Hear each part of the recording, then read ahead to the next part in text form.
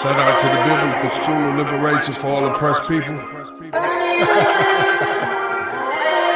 don't even know why they running, man. They don't even know they running. Till you present the argument. It make them slow down a bit. Let's get it, baby. Peep this, many claim his name, the murdered son. Matthew 7 speaking clear about him in verses 21 down to 23. I blame their lack of understanding. Shepherds have scattered the flock and need to be reprimanded, and it seems to be the people most in need of what is written that are void of it. It seems like they forbidden from a chance to submit, from repenting. They don't seem to hear what we do. You ever be feeling frustrated? Well, me too.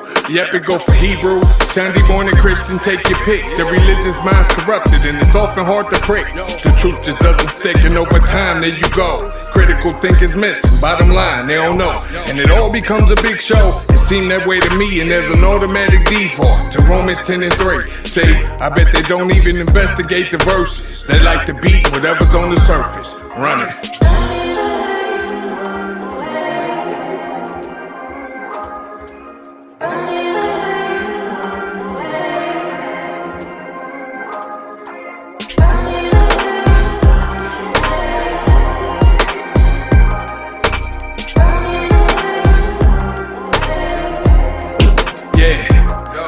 So many people get distracted, our attention is hard to focus. We get lulled into a form of this psychosis, but this is our reality.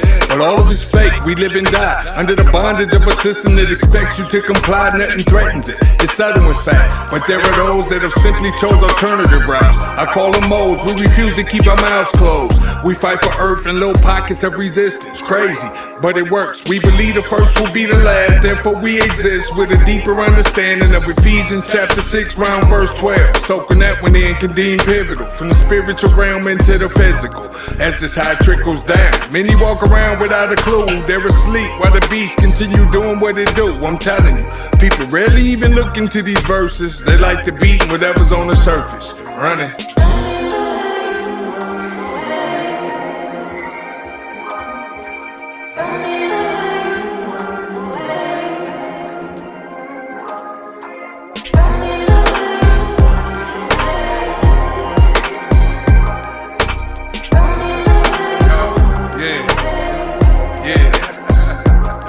Where are you running to? You really don't know. Just the way, I know the feeling. Bet you think you got a gang of time to play. Night is far spent. Time that came and went. Now I'm 50. Yesterday I was a young bull. It fully hasn't hit me, but I praise him for his mercy though. Thankful for the grace. While the mind be flashing memories, I wish it would erase. While you running, remember that your life gon' mind a chase. When you get tired, trust me, there'll be stuff you had to face. Nobody get up past, everything's required, and it all expects an answer. Good or bad, you decide. I know what I be talking is different, but I'm convinced these scriptures are political. Now it be making sense. The kingdom is a government, theirs get overthrown, and religion ain't gonna tell you that. The scriptures make it known, I'm telling you. People rarely even look into the verses. They like to beat whatever's on the surface. Running.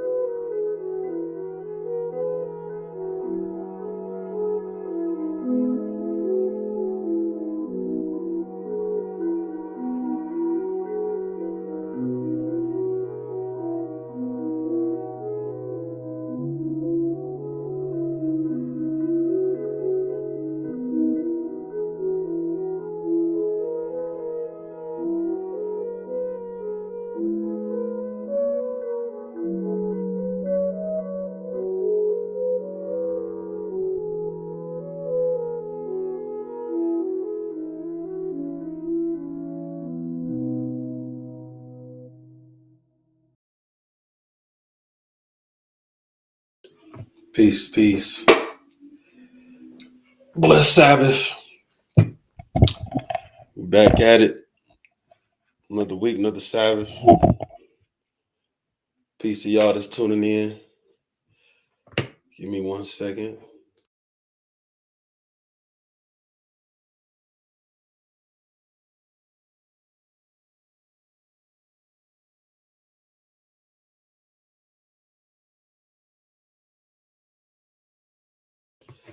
All right, we gonna get started here. So the title is Uncleanness in the Husband, question mark. Reason is a question mark because it's the way we've been taught, it seems like that's impossible.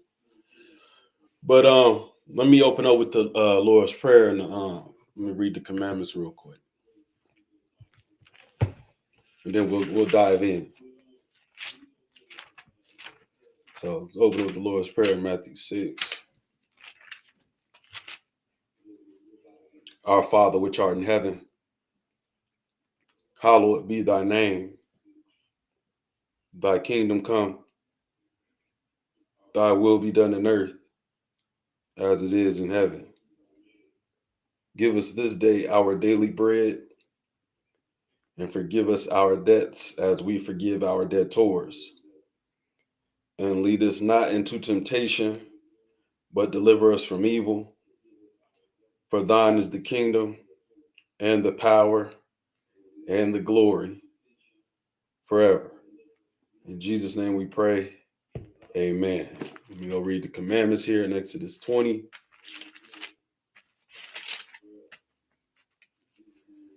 Thou shalt have no other gods before me.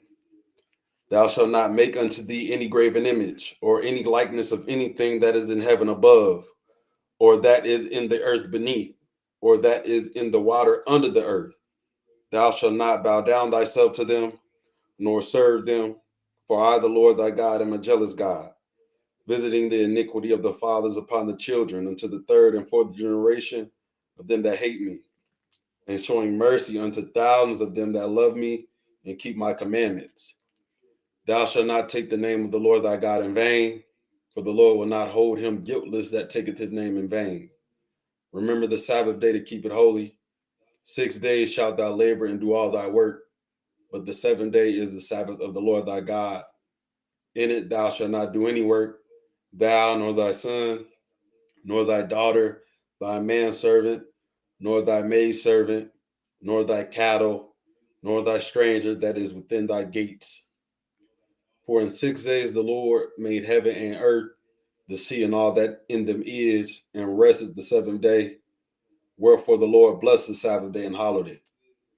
Honor thy father and thy mother, that thy days may be long upon the land which the Lord thy God giveth thee.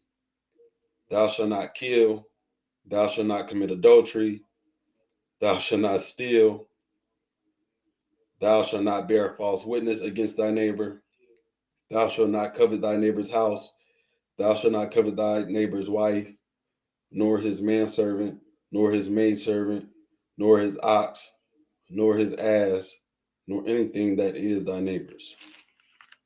All right. Again, peace of y'all tuning in. We're back at it another week. We done made it. Praise God. Lord willing, we can make it to the next Sabbath. But before we get to the next Sabbath, we got to deal with this one. So what we're dealing with today, this is just the second part of what we had already established a couple weeks ago with the marriage contract, to show that in order to be married, you need a marriage contract. We even looked in the Hebrew writings, the Apocrypha. We looked in there and showed that when a covenant was made, they would write down the details of the covenant, bind it upon paper, or write upon whatever material they use, papyrus, and then they would bind it and take it to the courts. What we don't understand is when we teach the Bible and look at Israel, we think it's just like a little religious group, not understanding that we actually did have a government. That's what the Sanhedrin is, the highest court in Israel. So when people had breaking the literal laws of our land, our constitution, they would be taken to court. How else do you think somebody would be put on or given a death penalty? They'll be taken to the courts, and the judges would determine based on the laws or the present information and details they investigated, and then they would go ahead and do whatever they needed to do. So when we put it in that space, we can kind of understand the Bible a little better. But if you think it's just some religious group, then you're really not going to consider. You're really not going to consider this and how it's possible for a man to be seen as unclean. And we're dealing with marriage right now. That's why fornication is in the parentheses, because you got this doctrine out here that a man can't cheat. That is ridiculous. Like a woman can't find any uncleanness in a man. I mean, a man could be messing around with an animal, and then she just got to deal with it because a man can't cheat. Yo, that's nuts. If anybody's teaching the Bible like that, I would argue they're not really working for God, though. They may be working for themselves in the lust of their own heart. I know folks like hurry up and read. I know I always got to rush right when I'm talking. Anyway, just before we get started, I never advocated for any type of divorce or any type of separation. Never can, and Lord willing, never have, and Lord willing, never will. So I'm letting it be known right now. And you can clip this, just in case, since folks like to clip, sound bites and all that. Just get that straight. All right. So now let's go into we're gonna bring some more history out too. Let's go to Exodus 20, Deuteronomy first. Deuteronomy 24. Deuteronomy 24. And what we're looking at, what we're going to learn today, Lord willing, is that if a man committed an atrocity, or I say atrocity, fornication, or he did something contrary to the covenant, she could petition the courts or the judges to make him write a bill of divorcement. So what we see now in today's society, 70% of marriages are initiated by women. Okay. I'm not saying that's okay. I'm just saying that's not. They say, oh yeah, see, we was in our own land, that wouldn't be happening. That's a lie, actually. That's a lie. Actually, in the land, we have more family around. So these dudes that's going crazy and mistreating their women, that wouldn't be happening knowing their cousin right down the street. And she could go call him. Their parents, aunties, uncles around. You think you're gonna act a fool with somebody's niece and daughter? That's definitely not. That definitely wouldn't happen in the land like that. But we got free range over here in Babylon. You got, or a daughter of Babylon or province of it. We can do whatever we want, no repercussions. But anyway, Deuteronomy 24. Deuteronomy 24 and 1. And yeah, we're gonna read the Matthew 19s and all that with where this teaching is prevalent that a man can't cheat, and the only way a woman is allowed to be set free is if she sleep with somebody. Anyway, let's deal with it. Deuteronomy 24 and 1. When a man have taken a wife and married her, now we know how to get married. Everybody know how to get married, right? An agreement was established. A covenant was established. And we read a couple weeks ago that it was both families involved, negotiating this and that. When a man have taken a wife and married her, and it come to pass that she find no favor in his eyes, because he had found some uncleanness in her, then let him write her a bill of divorcement. Now, it does not say that anywhere in the law that a woman could never find uncleanness in a man. They don't say that at all. Maybe people imply that because they only read it halfway. The judgment is off. It says if a man have found no favor, it said if she find no favor in his eyes because he have found some uncleanness in her, then let him write her a bill of divorcement and give it in her hand and send her out of his house.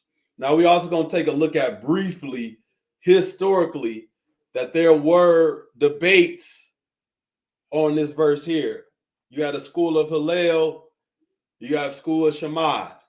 The schools of Hillel, they say you can get divorced for any type of reason. And that explains, that's going to shed some light on why the Pharisees asked Christ the question about getting divorced for any reason. because at that time that teaching was prevalent, a Hillel school, about a man could just let his wife go for any type of reason. Blessed Sabbath to all y'all. I didn't even see all these. Blessed Sabbath, everybody. I see y'all over there. Blessed Sabbath. And then you had the school of Shammai, which said it was only for the cause of fornication. That was the only way that a woman could be let go, was fornication, or a man could divorce his wife. It was only for fornication. So what we're going to look at is fornication, and we're going to understand something about fornication that is not just some sexual stuff. That's how we are taught. This is how we even grew up, where everything is so lewd and corrupt, and they teach us only from this.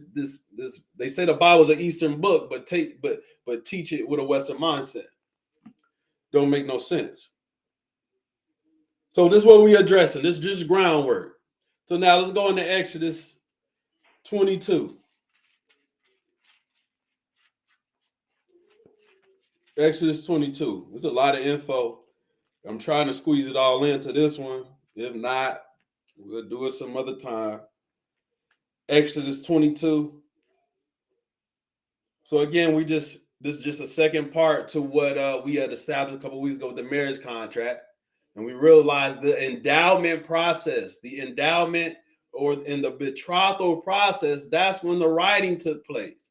Proof of purchase, proof of agreement, literal contract, written down agreement. That's what took place. It took place at the betrothal or the endowment. Okay, when the families came together and they would write out this and that. So this is Exodus 22, just to get the wheels turning a little bit. Exodus 22 and 16. If a man entice a maid that is not betrothed. Now I don't say she a virgin. That's what people explain this. They say, yeah, she a virgin. This only for virgins. And if a man entice a maid that is not betrothed and lie with her, he shall surely endow her to be his wife. You got to pay, make the proper arrangements, and you got to go to the father, right? Because I was talking to a brother last night with this. What if the father don't want you to have her? The father needs to know your family background. Matter of fact, can you even take care of this woman? Man, what kind of diseases run in your family? I don't need that in my family. My grandson and that's not going to happen. That's why it's important for the father. The family had to scope him out. It wasn't just, oh yeah, got a little frisky, and you bringing them home, and this is my wife. No, it ain't. No, the heck it ain't. That ain't how it worked. But we are being convinced nowadays that's how it worked in Israel. You would just sleep with somebody, bring them to your pop's house, pops. Hey, pops. Or you would go to the pop's house, family house, say, yeah, we talked on my front porch. You know what I mean? I told her, what it is, and that's it. I'm gonna pay you, and that's it. No agreement, no written out, nothing. You believe that? No, that's not it. He said, if her father utterly refused to give her unto him, that's sleeping with somebody don't make you married at all. You have to take the necessary steps and precautions, or go through the necessary steps and procedures to make it happen. If her father utterly refused to give her unto him, he shall pay money according to the dowry of virgins. So it didn't say she was a virgin or not. You just got to pay the dowry of virgins. That's the fine you got to pay. So this endowment or this endowment process, that's the marriage contract process. So what did you agree to do? Exodus 21. Let's flip back a page. What type of things? And it's some things you didn't have to be written out. But Exodus 21 sheds us a little light on some other things. Exodus 21 and 7. Exodus 21 and 7. And if a man sell his daughter to be a maid servant, she shall not go out as the men servants do. So after 6 years or whatever, She free. This is different. Let's see what's going on. If she please not her master, who hath betrothed her to himself, then shall he let her be redeemed. So she don't have to wait no 6 years or whatever. If he don't please, they can redeem her. Come on back. He said, to sell her unto a strange nation, he shall have no power, seeing he have dealt deceitfully with her. Now pay attention to that. He dealt deceitfully with her. Should I bring that one out? Let me see. Should I bring that one out, people, or make y'all wait? Let me see if I let me bring that up. Let's see. No. It ain't even. I ain't gonna do that. We'll wait. But it said he dealt deceitfully. He dealt deceitfully. I don't want to get ahead of myself. So you can't try to get no money off of a seller. No, you didn't get her with the right intentions. You dealt deceitfully with her. Verse 9, and if he have betrothed her unto a son, he shall deal with her after the manner of daughters. Now look at this, verse 10. If he take him another wife, her food, her raiment, and her duty of marriage shall he not diminish. And if he do not these three unto her, then shall she go out free. How do you send a woman out free? Anybody know? You write her a bill of divorcement, she go out free. You can't sell her, can't get no money off, none of that. She go out free without money. You write her, you got to write it. If you don't write it, what do you think the court's gonna do? Yeah, they'll make you do it. So it said in verse 10, if you take him another wife, her food, her raiment, and her duty of marriage. So her conjugal rights, her food and raiment, it has to be taken care of. If you can't do that, gotta go. Folks can't even do it with the first one and think they can get another one. That don't make no doggone sense.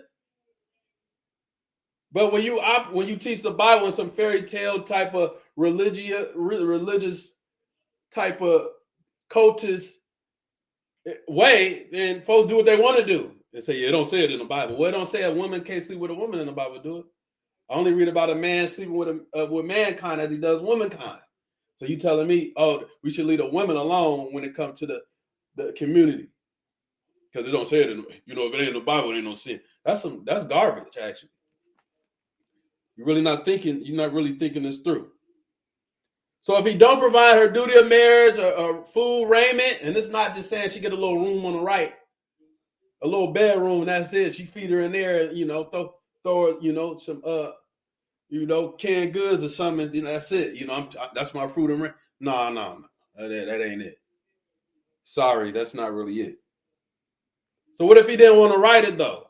What if they went to the courts and showed, because this is our laws. She went to the court and said he wasn't taking care of me.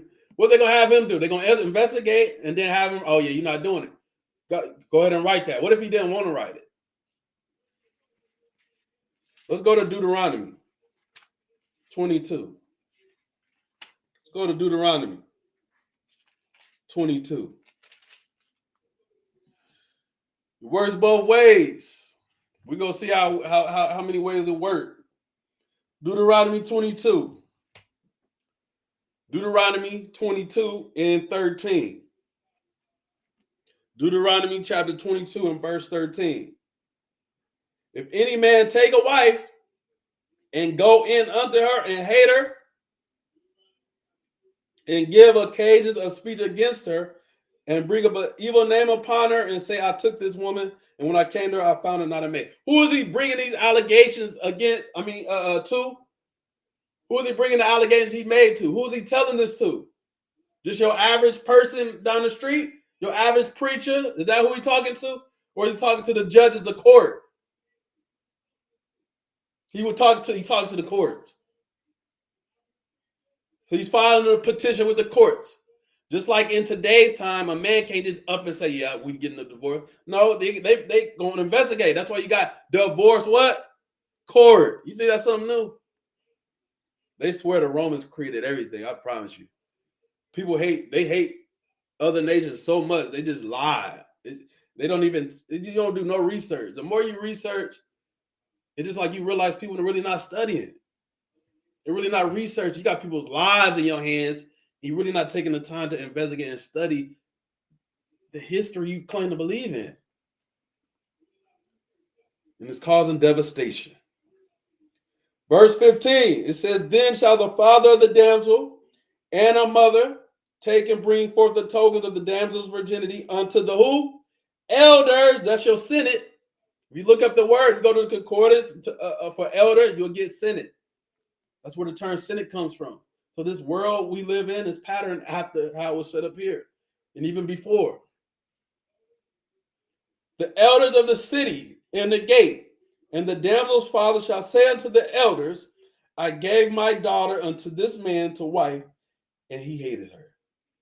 And lo, he hath given occasion of speech against her, saying, I found not thy daughter a maid, and yet these are the tokens of my daughter's virginity. And they shall spread the cloth before the elders of the city. So the question is not if they're married or not. That's already understood. The question is, this is not a sign that they are married. This is a sign that she was a virgin. So folks say, yeah, man, see, you know, all they had was a marriage cloth. That's their contract. No, it wasn't. Sorry. Verse 18, and the elders of the city shall take that man and chastise him. So the fact that you lying on this daughter of Israel, they gonna beat you. And what else? Verse 19, and they shall immerse him in 100 shekels of silver and give them unto the father of the damsel. So since you lied on the daughter or virgin of Israel, we're gonna whoop you and make you pay the father for lying on his daughter. Because he had brought up an evil name upon a virgin of Israel, and she shall be his wife. So who's determining if she can go or not, or if he can divorce her or not? The judges. So if that man in Exodus 21 who wasn't providing food, raiment, and her duty of marriage or the conjugal rights, if he's neglecting her, the courts would investigate, write it. And if he didn't write it, he would have got his behind whooped too until he wrote it. So the same thing's gonna work out. We're gonna investigate. We got some history, we got some history to show that this literally happened real life, actually. This stuff we read is real life. Take it out of the religious world or your church world. This is real life. If you lied on the daughter of Israel or a virgin of Israel to get to try to put her away or divorce her, they will whoop you for lying. It said, he shall be his wife. He may not put her away all his days. You, buddy, you don't have, she stuck with you. And yeah, that's right. She stuck with you, with your lying butt. But the judge is like, I'm going to whoop you and go back to her. So the same way, if the man in Exodus 21 didn't want to write that bill to let his wife go free, they will whoop him too till he wrote it. Now, before we continue, let's bring up some information to refresh our memories. Let's bring out some information to refresh our memory. All right. So back to this ketubah or agreement that was made at marriage or at betrothal. Just to refresh our memories, the ketubah is a unilateral agreement drawn by witnesses in accordance with Jewish civil law. That's us, Israelite law. They just use Jewish because you know who in charge now. But don't worry about it. In which they tell this ketubah go all the way back to Babylon. Then we discover that. Let me go backwards a little bit. This go back to Babylon, Persia, all that. Even before. It said the ketubah is the wedding contract which states the husband's various obligations to his wife. That's why our ancient or our wise men or our elders would say it was beneath the Israelite woman to ever get in a relationship without no contract. This right here states the husband's various obligations to his wife. The focal point of the document is the financial compensation due to the wife in the event of the marriage's dissolution through divorce or widowhood. So that prenuptial agreement, or or a woman and a man divorcing and the man got to pay half or they got to split it. This ain't nothing new. The ketubah, even and brothers be complaining about, oh yeah, I ain't getting on paper because if she divorced, she decided to leave, she taking half. Half of what? Dudes be broke talking like that. You ain't even got $2,000 in your account talking about, yeah, she about to take, oh, 1,000? Okay. You don't even deserve to be. The ketubah even includes provisions which place liens on the husband's different assets. The document is signed by kosher witnesses, but not necessarily the same witnesses who observed the betrothal beneath the chuppah. So the betrothal was witnesses there, right? Then we read in history that families came together and what they negotiated this and that. Same thing. This is how the ketubah was a little different. This was extra obligation to keep the woman safe. Let me go back. Okay, now, so the ketubah is a unilateral agreement drawn by witnesses in accordance with Jewish civil law, in which they testify that the husband guarantees to his wife that he will meet certain minimum human and financial conditions of marriage, as Jewish husbands are wont to do. That's what they're known for, protecting their women. So I don't know what these so-called Israelites doing now. They don't protect the woman at all. Sister get whooped on, beat on, and he didn't sleep. You didn't cheat on him. So the reason we're reading this agreement, because we're gonna understand what fornication is and how it's relevant to this agreement. What happens when you break the agreement? So we're looking at this minimum that he guarantees his wife that he will meet certain minimum human and financial conditions of marriage, as Jewish husbands are wont to do. It is not a ceremonial document of scripture or prayer. This is real life. That is why it is written in Aramaic, the technical legal language of Talmudic law. That's the oral law written by us. It was written down. Oral law is written down. So just like the Mishnah with the court cases, this ain't Jewish. This ain't Edomite stuff. This Israelite stuff. Started in even before Babylon, or during the time in Babylon, this stuff started to come out. It says, rather than in Hebrew, the language of the Song of Songs, neither is it a state document establishing the new relationship of man and woman, the betrothal process and all that, and the legal documents. It makes no mention of the confirmation of God or of society. It is not an instrument of the privileged class as in ancient societies, but one obligatory or obligatory on every person. It is also not an affirmation of perpetual love. It is a statement of law that provides the framework of love. So why is this a bad thing? Why is it so bad for this to be in place when you are with a woman you so-called love? Oh, but I ain't gonna be bound down to nothing. Okay, well then you're not married though. That means you're not married. The ketubah restates the fundamental conditions that are imposed by the Torah upon the husband. Didn't we read some of those in Exodus 21? Such as providing for his wife with food, clothing, and conjugal rights, which are inseparable from marriage. So this conjugal rights just encompasses you providing and not neglecting your wife. So if you find yourself neglecting her and you say you don't think she can appeal to the courts to have you write a bill of divorcement, then you don't know your history, you don't know Bible at all. You only know some fantasy stuff perpetuated by these so-called Israelites, which are, some of them are just predators, actually.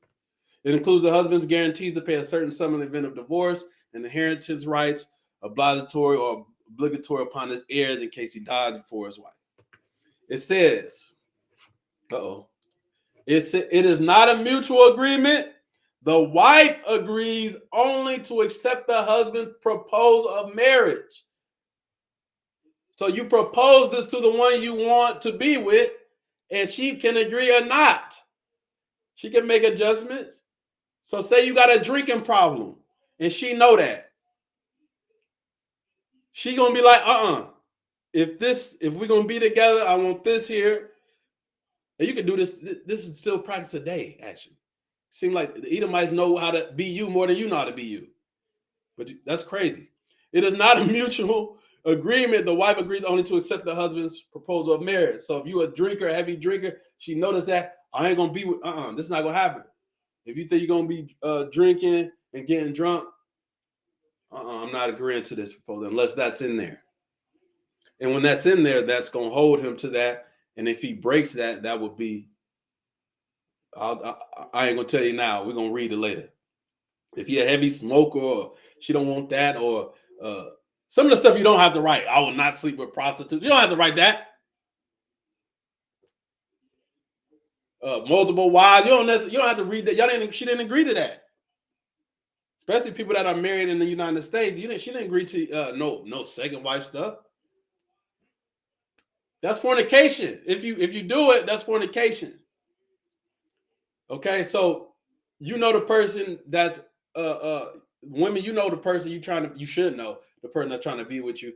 And if you don't like certain things off the rip, red flags, those red flags need to be ironed out before you even think about getting married with somebody. And that's why this ketubah, this agreement, this contract is so important. It protects you. In fact, the ketubah represents the witnesses rather than the husband or wife. Through this instrument, they attest to the groom's action. They are witnesses to what he agreed to. Just like when you're at the wedding, you say the vows. That's the same thing. That's what the ketubah is. It is a list of your vows and what you agree to or not. Through this instrument, they attest to the groom's actions, promises, and statements, and to the bride's willing acceptance of the marriage proposal. She has to be willing. It wouldn't no women necessarily being forced into marriage like they teach. You can read that all the way back with Sarah. She had the option.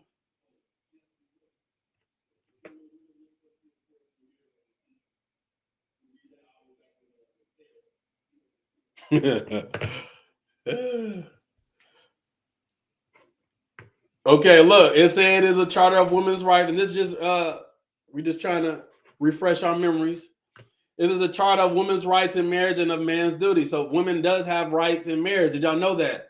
The way it's taught now, you don't even know that sisters don't even know they got a right in marriage. But some of them not even married. That's why they don't have no rights.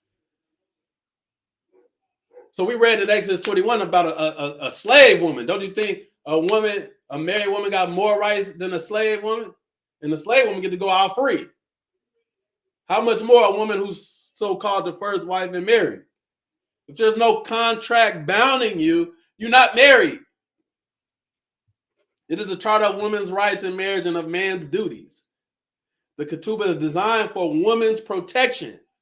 Who would have thought Israelites came up with this? And every legal nuance in this matter was developed so that her husband shall not regard it as easy to divorce her. In a male-oriented society, the woman always needed more defense against the violation of personal rights than the man. The ketubah required money to be paid by the husband in case of divorce. This made it difficult for the husband to divorce his wife without appropriate reflection and consideration. The requirement of a scribe and a specially convened court and witnesses for a divorce also protected the wife from an arbitrary husband, especially when the rabbis, in accordance with Hillel's dictum, were lenient with divorce. Hillel argued that you can just divorce your wife for any type of reason. Moreover, the ketubah protected whatever property was to be hers at the termination of the marriage. Look at this. Because of this concern for the integrity of the daughters of Israel. And you see how serious they took the integrity of the daughters of Israel in Deuteronomy 22 when bro tried to lie on his wife and say he found her. When he found her, she wasn't no virgin. See, they took the integrity of the daughters of Israel very serious. So they whooped his behind and sent him back home and said, you can't never leave her. The sages said, these are wise men of Israel, said that to live with a wife without a ketubah or without specification of fair conditions is regarded as concubinage. So you calling your wife, you say you got a wife, no contract, no agreement. It's simply concubinage, meaning she's just a slave or a lover or a surrogate. And that's why how they treat you. With no contract, no agreement, that's how they get treated. At least from my experiences. You're just a surrogate, an object of lust. They just have their way with you, and they tell you can't go outside or you can't even go on the front porch because they said you don't have no rights. But you're not bound to that type of situation. Even a slave, if he escaped, they free. Deuteronomy 23 tell you that. If a slave escape, can't nobody send her back or send him back. The difference between a wife and a concubine is that a wife has a ketubah and a concubine does not. They consider that an unstructured marriage arrangement was fit only for a man and his concubine.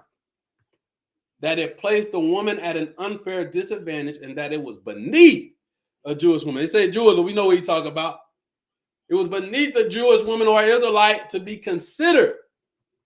And even to this day, when women walk around talking about, yeah, I got a husband. Oh, y'all got a man. No contract, nothing. They looking at you like you just you worthless, you silly.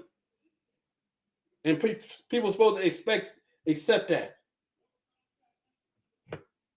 People just supposed to accept that. Yeah, see, you don't know our culture. See, we didn't need no marriage license. That was created by the Romans. Okay. You don't do much studying. That's what I say when somebody talk like that. All right, let's get into it. I know I made y'all wait long enough. Let's get into it. Let's go to Matthew 19. This is the one. Let's go to Matthew 19. Matthew 19.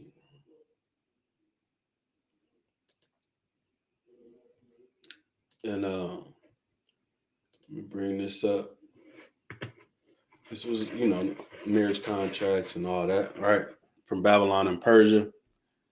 So everybody go to Matthew 19, right? We're gonna bring like we did we did a lesson maybe a month ago, and we pulled out some stuff, and as the Romans did, we pulled out some information because the way brothers act or dudes act, they ain't my brothers.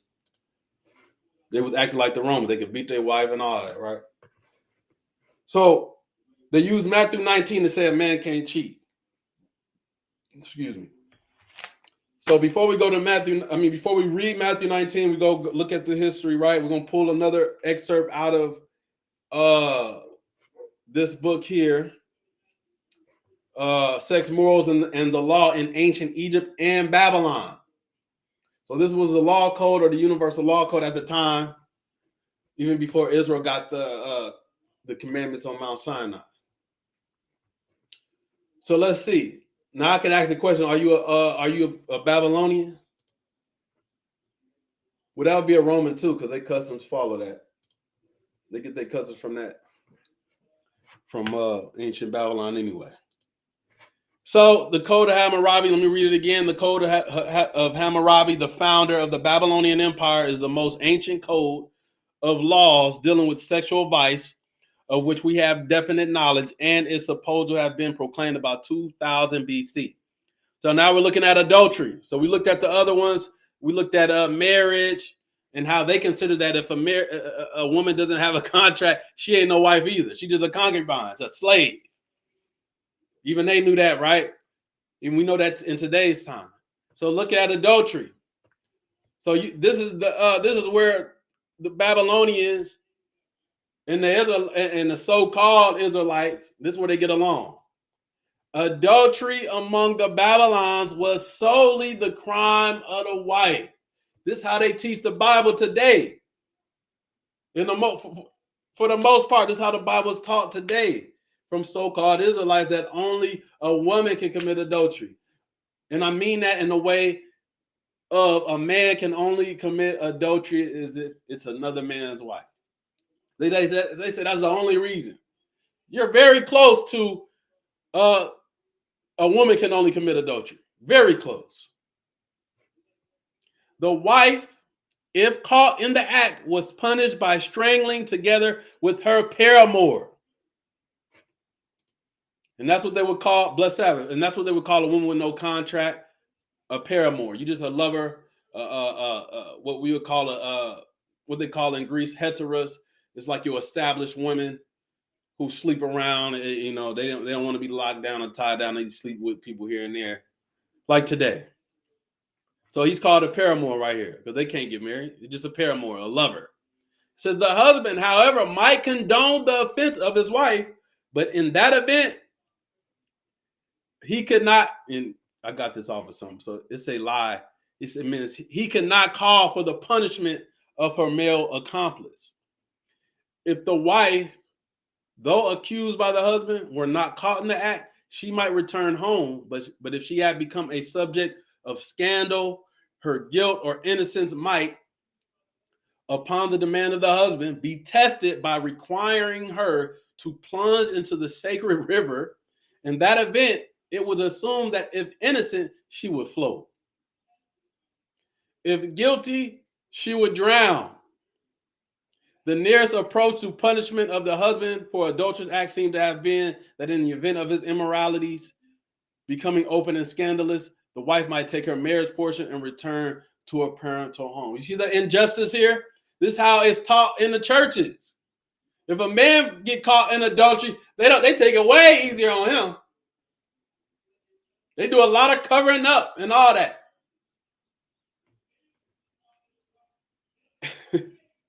It says the respective rights and duties of husband and wife are summarized in the doctrine that if the husband belittle the wife, she might desert him. If the wife belittle the husband, she should or might be drowned. So he could belittle her and she could just leave. But if she belittle him, she'd get killed. The injustices are being shown not only in the Code of Hammurabi, but also in our Israelite organizations or our so-called truth churches. And we know that's incorrect, don't we? So now we can go into Matthew 19. And we're gonna get it. We're gonna have some little fun. Hopefully we can have some fun. All right. Matthew 19. And I think I want this too. All right, Matthew 19. Let's get it. Matthew 19. Matthew 19. Matthew 19 and 3. Matthew 19 and verse 3. We all know this one. It's famous. It's like this is the only marriage joint in the whole book. All right. Matthew 19. But we're going to read both of them. The Pharisees also came unto him, tempting him, and saying unto him, is it lawful for a man to put away his wife for every reason or every cause? Why are they asking this question?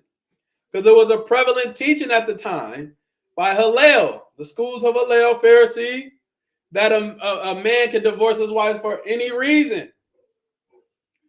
I'll bring it up a little bit. Here, look. That's a sign of, this is just a old doctored up divorce bill. Divorce in the Mishnah period. Do you know when the Mishnah period is? What was it? 110 BC to 240 AD, I believe. So the Israelites, wasn't they, in 110 BC, wasn't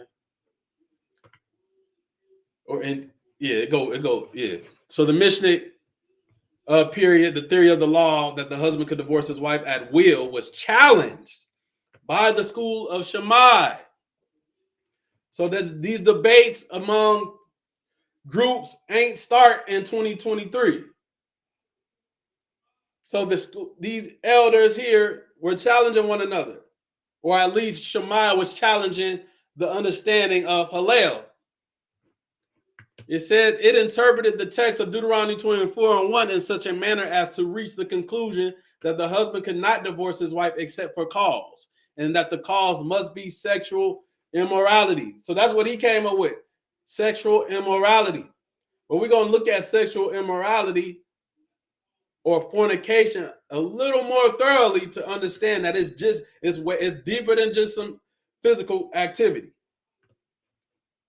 The school of Hillel, however, held that the husband need not assign any reason whatever, that any act on her part which displeased him entitled him to give her a bill of divorce. So now we got a little historical background on what and what on the reason why these Pharisees asked Jesus that question. It didn't say in the law of Moses that you could put your wife away or divorce your wife for any reason. So that's not really what they was addressing. Clearly.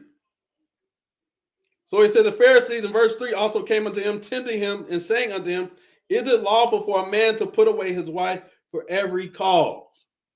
And he answered and said unto them, have you not read that he which made them at the beginning made them male and female? And said, for this cause shall a man leave father and mother, and shall cleave to his wife, and they twain shall be one flesh. You can go to Genesis chapter 2. I believe even in the they were actually quoting the Septuagint, because it says they two, which says twain shall be one flesh. It says, wherefore they are no more twain or two, but one flesh. What therefore God have joined together, let no man put asunder or separate. Verse 7, here comes another question. They say unto him, why did Moses then command to give a writing of divorcement and to put her away? He said unto them, Moses, because of the hardness of your heart, suffered you to put away your wives, but from the beginning it was not so. So we saw in Exodus 21 that this man, if this man did not provide for his wife, she was free to go. What in your heart would cause you to neglect your wife? Everybody, hardness. And it's so baffling to me how somebody can say that men's heart don't be hardened against their wives in today's time. That's ridiculous. That's a flat out flagrant lie, blatant lies of the devil.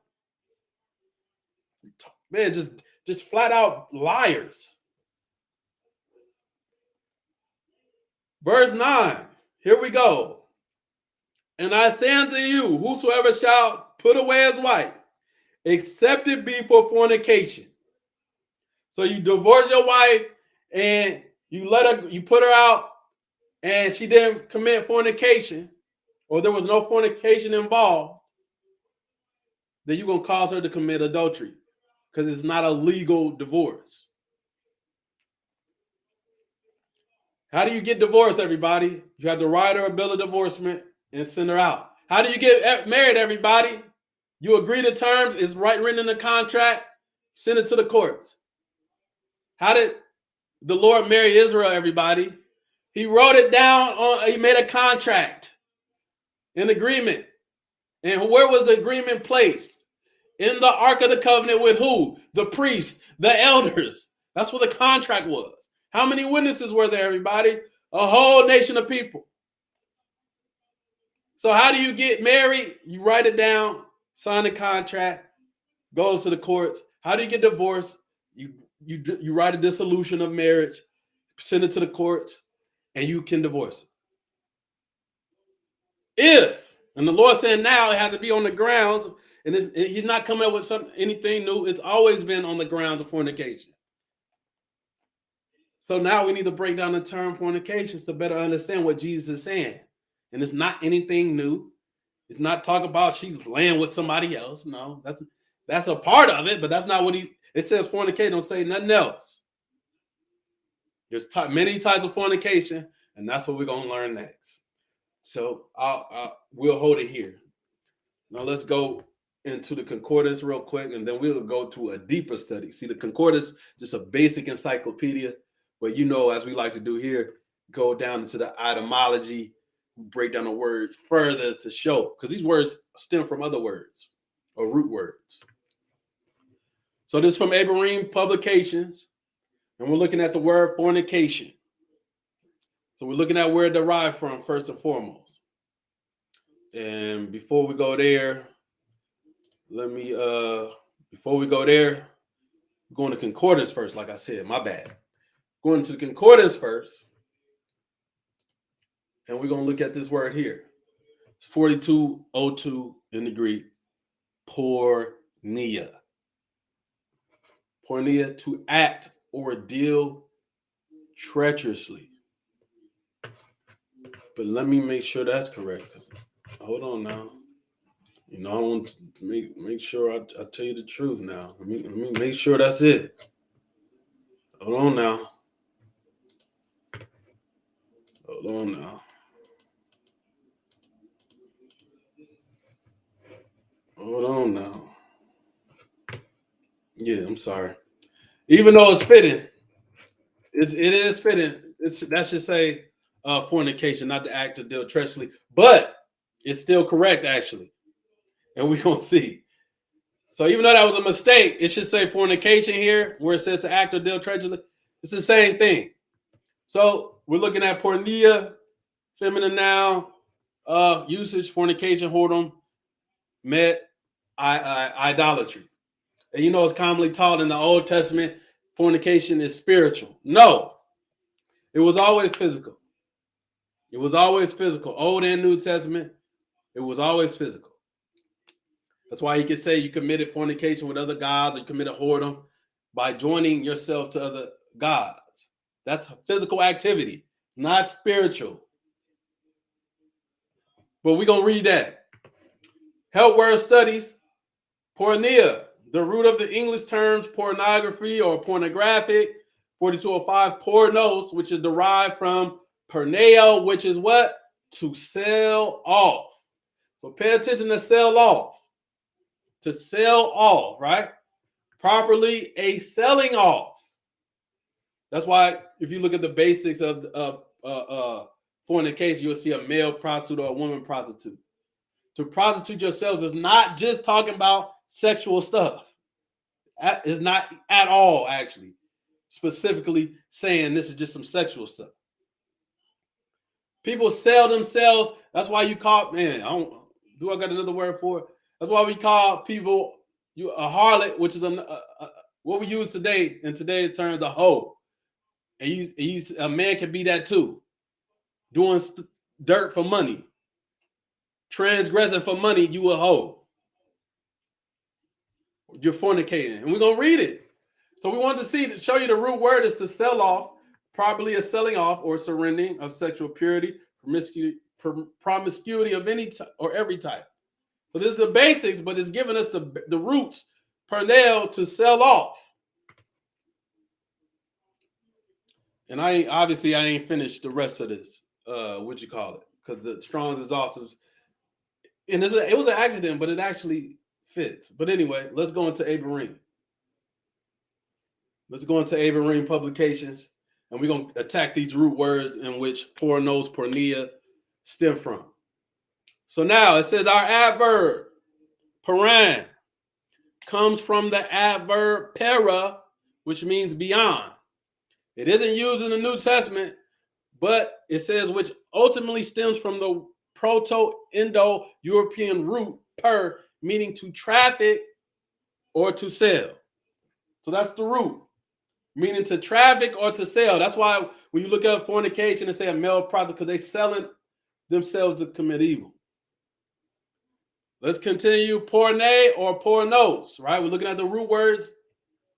The noun porne, look, and an immoral or corrupt female trader or traded one. The noun pornos, an immoral or corrupt male trader or a traded one. Does it say they trading for sexual activity? No. Let's go into Revelations. We'll lead us up here. Go to Revelations 3.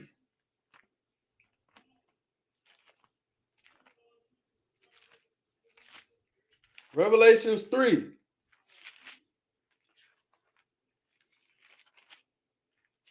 And I ain't gonna rush nothing. So if I got to do another part, I'll do another part. But I'm trying to get it in. We just got a lot of information. It's just deep, and it's something you got to take serious. You got to, when people's lives are being affected, we got to know.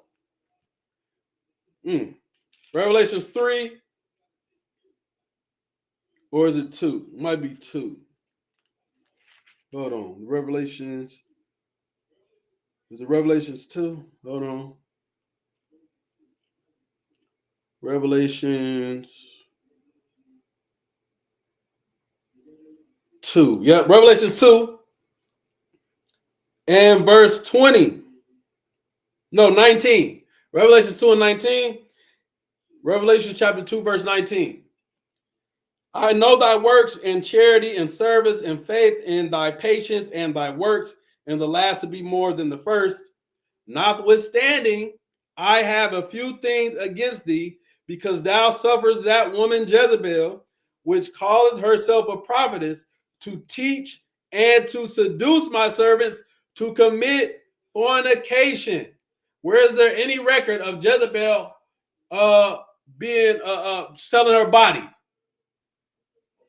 There's no record of that, because they only go with this basic definition of fornication, meaning a male or female prostitute, and they say, oh, well, I'm not doing it for free, for money, so I'm good, so it's not fornication. That's how some people be teaching the Bible, like you can sleep around as long as it's for free. They've been listening to Drake too much, if you ask me. That's an inside joke. Notwithstanding, I have a few things against thee, because thou sufferest that woman Jezebel, which calleth herself a prophetess, to teach and to commit and to seduce my servants to commit fornication and to eat things sacrificed unto idols. What is the occasion that we can readily see against Jezebel? What is an occasion we got of fornication? What did she have? She took somebody's field. Nabal, she killed somebody. She broke the covenant, obviously, of God that we made with God, right? And she took my man's field, Nabal's field. That's an example of fornication. He said in verse 21, you teach other people to eat things sacrificed unto idols. You operating in the spirit of other idols, you serving other gods, you worshiping idols, and it's not talking about bowing. You're doing what's prescribed of these idols. You're committing fornication. That's not no spirit. This is not no spiritual. No, that's physically taking place. Numbers 25 tell you that they committed fornication by joining themselves to Baal Peor. It said they committed fornication. In 1 Corinthians 10, they fell in one day, 1 in 23,000, or 23,000 fell in one day. It said they committed fornication. And what we go back to number 25 and read it, they started serving the other gods. They made covenants and agreements with other gods. They forsook the covenant of God. They committed fornication. He said, I gave her space to repent of her fornication, and she repented not. So now we can go into Revelation 18 and see that the kings of the earth committed fornication with the whore. What are they doing? Buying and selling and trading. They're making merchandise of the people. They're committing fornication. They're not laying with people. They're not laying with the whore physically. How could you do that? The whore is just a system. So you're operating in the system.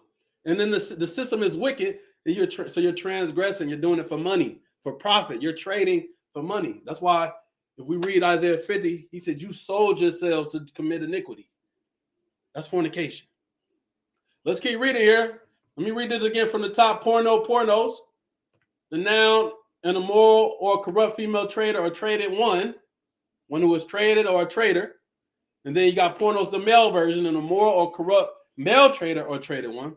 The feminine noun, porne, we got another one, derives from the verb pareo, to export for sale across the seas, and means seller, trafficker, or a traffic one. It's the source of our English words, porn and pornography, which most people think have to do with pictures of naked people. But no, these words have to do with pictures of commercial people.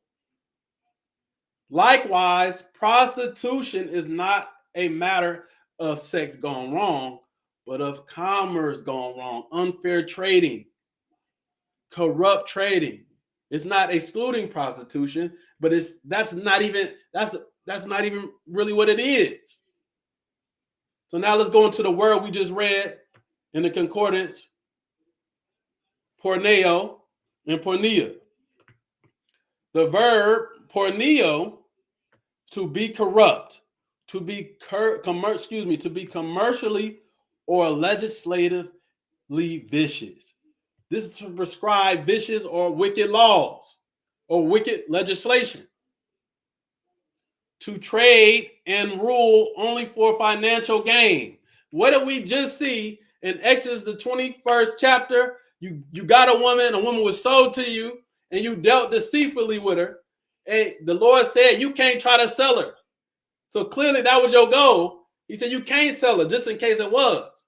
That would be commercially or legislatively vicious to trade and rule only for financial gain.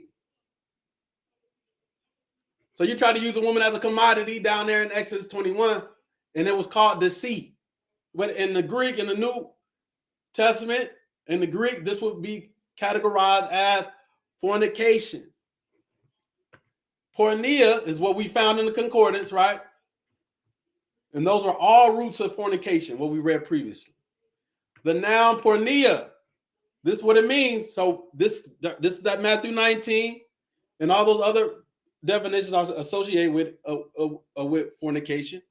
But it says the noun porneia, meaning corruption or commercial or legislative vice, like this verb's parent nouns, we read them.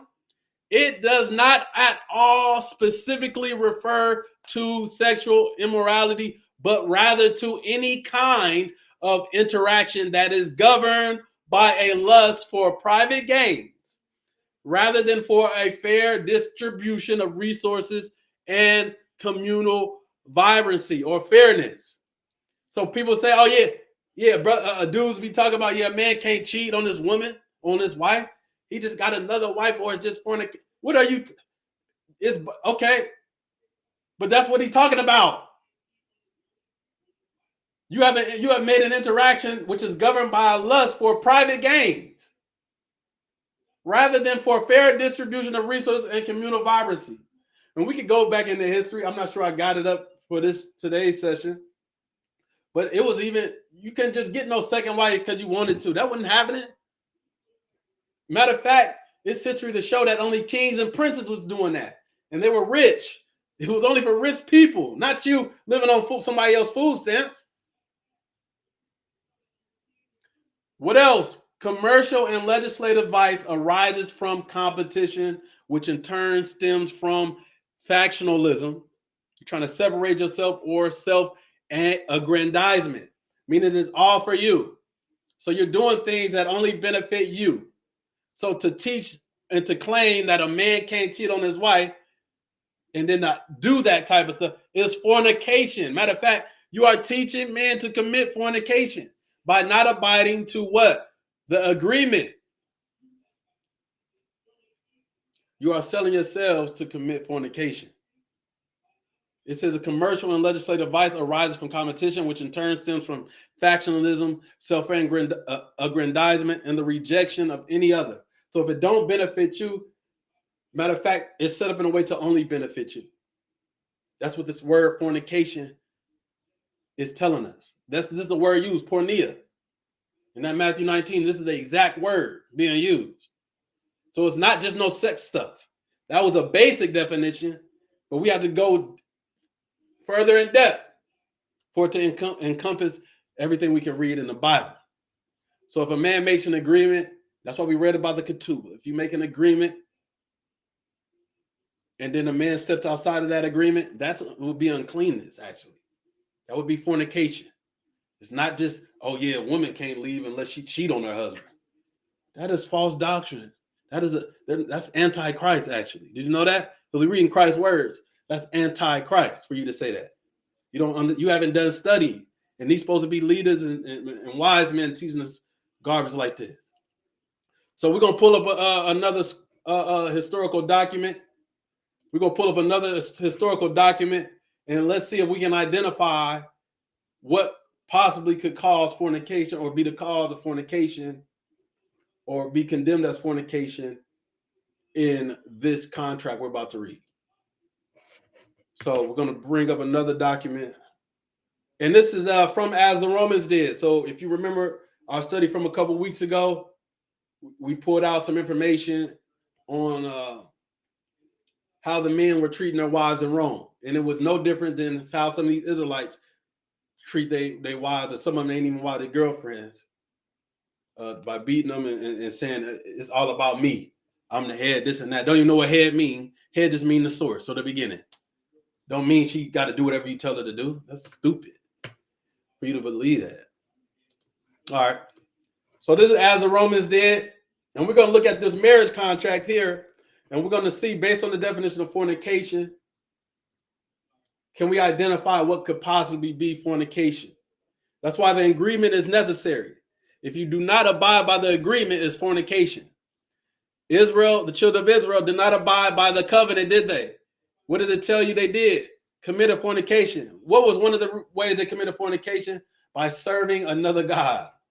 They broke the covenant. That's fornication. Did they sleep with somebody? No.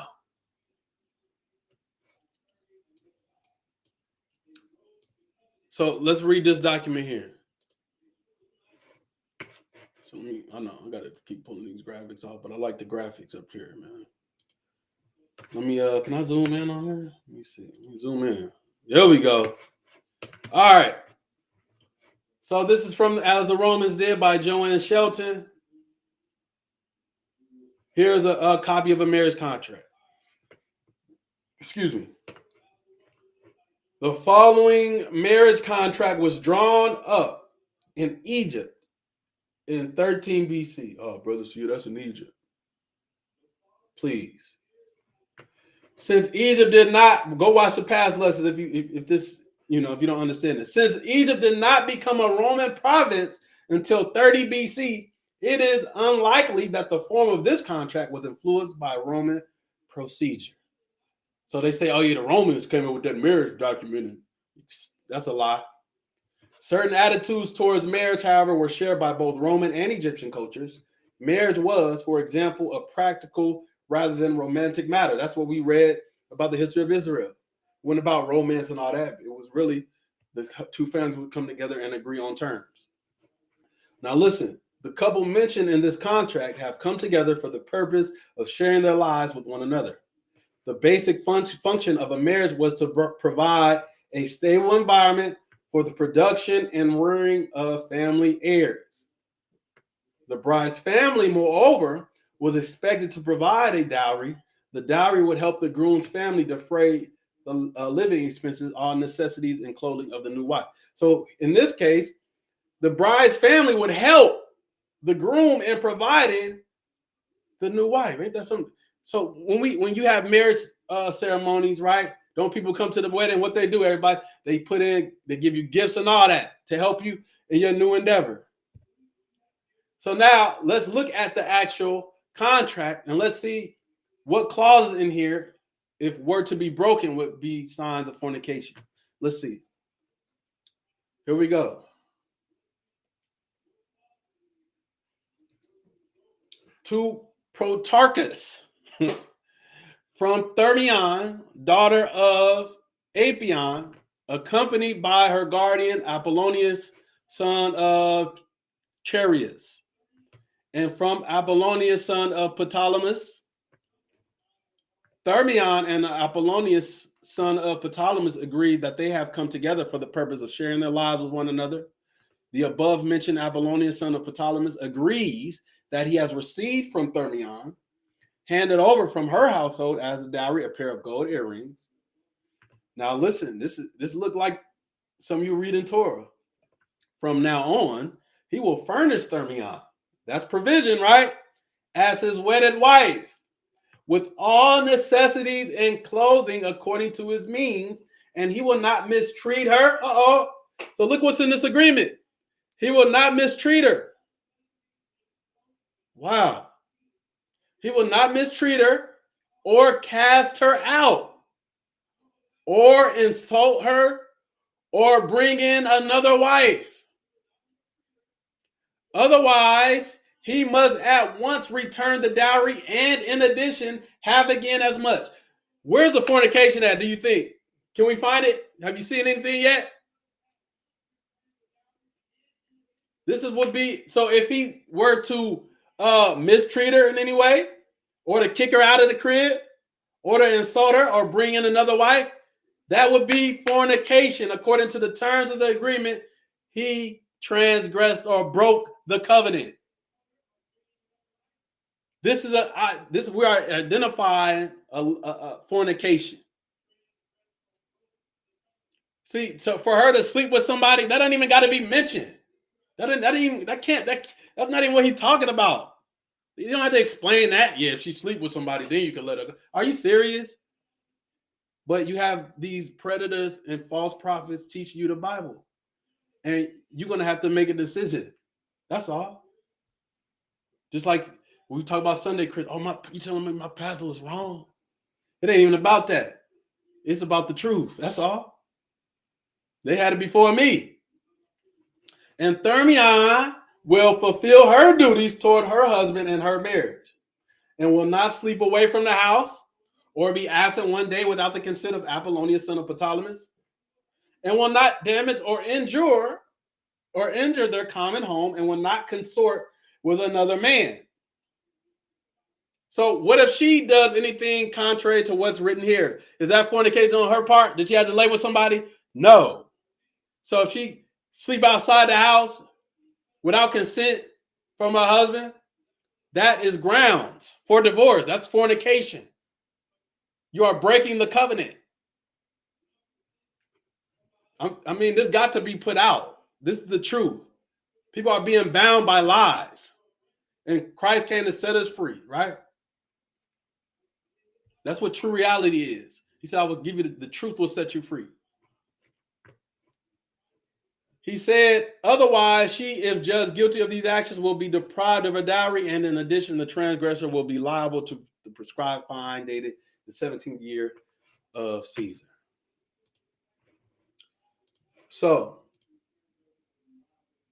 yeah, misunderstanding fornication got a lot of people in error. Misunderstanding fornication got a lot of people feel like they trapped in an abusive relationship. Oh, it's just a mess. It's just a mess. So let me go into the Apocrypha, which we don't use it as scripture for the 10,000th time. It's for edification and historical purposes to understand the mindset of our people. And we're going to address this according to Matthew 19. So we're still dealing with Matthew 19. We're still dealing with Matthew 19. So as I said, when you agree to terms with your husband, you can agree or not. So if you think you're going to bring in another wife, I'm not going for that. So you're going to have that in there. It's something you don't even have to have that in there. Then I won't sleep with harlots and stuff. That's just weird. You don't have to add that in no agreement. You should know better than that. I won't sleep around on you. That don't have to be in there. Where we going? Ecclesiasticus 25. And we're backtracking a little bit. Just going back to the initial question the Pharisees asked Jesus. We identified how the schools of Hillel was teaching. And he said you could just divorce your wife for any reason. And we're going to see in Ecclesiastes, this writer or Sirach picked up on this.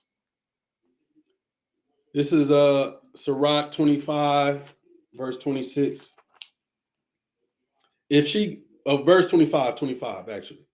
Give the water no passage, neither a wicked woman liberty to gad abroad. If she go not as thou wouldest have her, cut her off from thy flesh and give her a bill of divorcement and let her go. So if she don't do what you want her to do, write her a bill of divorcement and let her go. That's not fornication. That's just for any cause. So Christ was addressing that as well, because that was the teaching around that time. Oh, if she just displease you in anything, just let her go. That's why Christ is answering the question. That's why the Pharisees came and asked that question. But if we don't look at history, we really don't know. So what Christ is saying, no. Saving for the cause of fornication. If someone breaks the agreement, that's when you can divorce. So if the husband breaks an agreement, is the wife stuck? Listen, we're going to get to that. We're going to go to that next. Let's go to 1 Thessalonians 4 real quick, just to put the cherry on top of this fornication business. And we got many scriptures to go over that show fornication ain't just no sex stuff. It ain't even, man. But we so messed up in the head. That's all that be on our mind anyway. I'm just trying to figure out how nobody's studying, but we being steady being taught. But it's just not, when you do study on your own, it's not adding up. So what are we really being taught? And, you know, folks, man, 1 Thessalonians 4. 1 Thessalonians 4. 1 Thessalonians 4. 1 Thessalonians 4 and 3. For this is the will of God, even your sanctification, that you should abstain from fornication. The same word is porneia. It's the same word being used. That's what it's about. So let's see. It said it does not, in blue right here, it does not at all specifically refer to sexual immorality, but rather to any kind of interaction that is governed by a lust for private gains rather than for a fair distribution of resources and communal equality or vibrancy. Same word here. Verse 3 again, it says, for this is the will of God, even your sanctification, that you should abstain from fornication. Verse 4, that every one of you should know how to possess his vessel in sanctification and honor. Oh, so you say vessel. You can't even get out the freak stuff. You think the vessel talk about his joint or something. You are the vessel. You are in control of your own person. Goodness gracious. You can even look up the word. You the vessel. He said that every one of you should know how to possess his vessel in sanctification and honor. Why would he be just, it's like he's just talking to dudes or something. So a woman don't have to abstain from fornication if you put it like that. Goodness gracious. Verse 5, it says, not in the lust of concupiscence. So when times past, we looked up concupiscence, and that ain't even talking about no sex stuff either. It's along the lines of this same covetousness and greed and lust for wealth. It says, not in the lust of concupiscence, even as the Gentiles which know not God. Now he's going to tell us what it's talking about in verse 6, that no man go beyond and defraud his brother in any matter. Stay away from fornication. Do not defraud your brother in any matter. So, for example, you could defraud somebody in wages. That's fornication. Just like, who was that? Hananiah and Sapphira, they agreed to commit a certain amount and they held back part of the price. Fornication. Again, in blue, it does not at all specifically refer to sexual immorality, but rather to any kind of interaction that is governed by a lust for private gains or self-aggrandizement. So you're doing things that only benefit you and you're jeopardizing the covenant. So in this case, he said, flee fornication or abstain from fornication. And even in 1 Corinthians, talk about every soul without the body. Every soul that is done is without the body, but fornication with the body, because you're doing a lot with it. You're really sinning against your own soul. And you know, all these preachers teaching this and teaching that for money, fornicators. That's why the Lord calls us adulterers and adulterers. He ain't talking about sex, though. We'll read it. He said, verse 6, that no man go beyond and defraud his brother in any matter, because that the Lord is the avenger of all such, as we also have forewarned you and testified.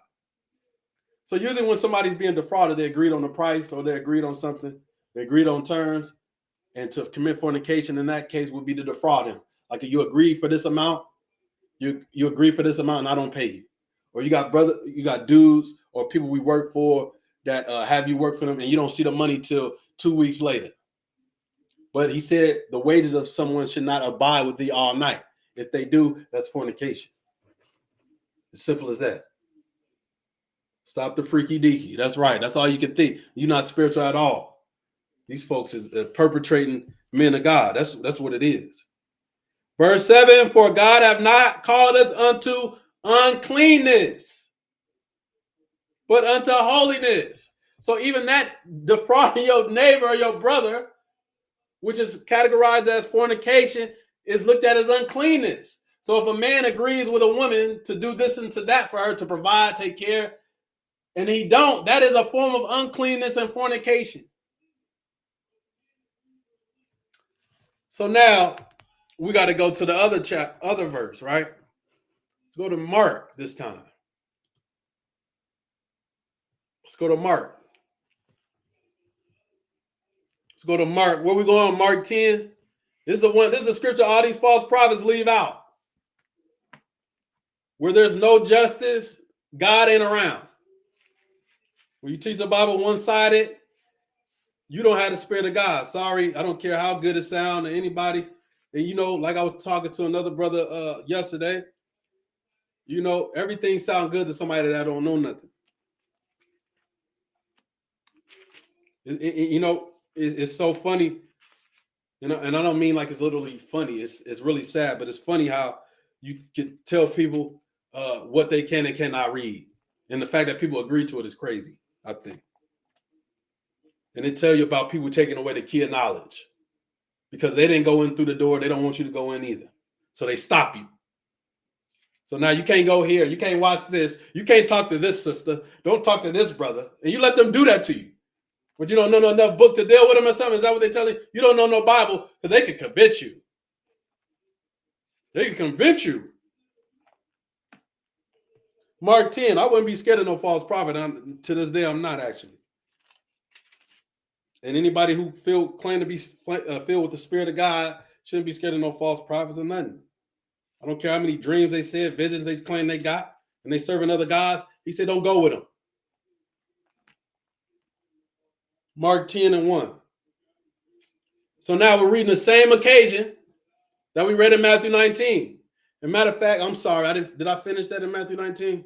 Stay right here in Mark 10. Let me make sure I've read it all the way before somebody say I didn't and hid something. Verse 9, and I say unto you, whosoever shall put away his wife, except it be for fornication, and shall marry another, committeth adultery, and whosoever marrieth her, which is put away, doth commit adultery, right? So he's talking about the man putting away his wife here, right? If she committed adultery, right? Well, let's see if the woman is involved. And they argue that Mark was written first. So it'd be good to, let's read Mark. Mark 10 and 1, let's see if anything's different. And he arose from thence and cometh into the coast of Judea by the farther side of Jordan. Verse 2, and the Pharisees came to him and asked him, is it lawful for a man to put away his wife, tempting him? Now, Matthew 19, he said, for any type of reason. So they was tempting him because they know that's not, they know even themselves knew that wasn't the case. Verse 3, and he answered and said unto them, what did Moses command you? And they said, Moses suffered to write a bill of divorcement and to put her away. And Jesus answered and said unto them, for the hardness of your heart, he wrote you this precept. We're going to read about some hardness of hearts in the Old Testament. We read about some in Deuteronomy 22. We read about one example, right, where the brother tried to lie on his woman. That was one example. But we'll read another one. It's a popular one too, which you'll see when we make the connection. Verse 6, but from the beginning of the creation, God made them male and female. For this cause shall a man leave his father and mother and cleave to his wife, and they two shall be one flesh. So they are no more twain or two, but one flesh.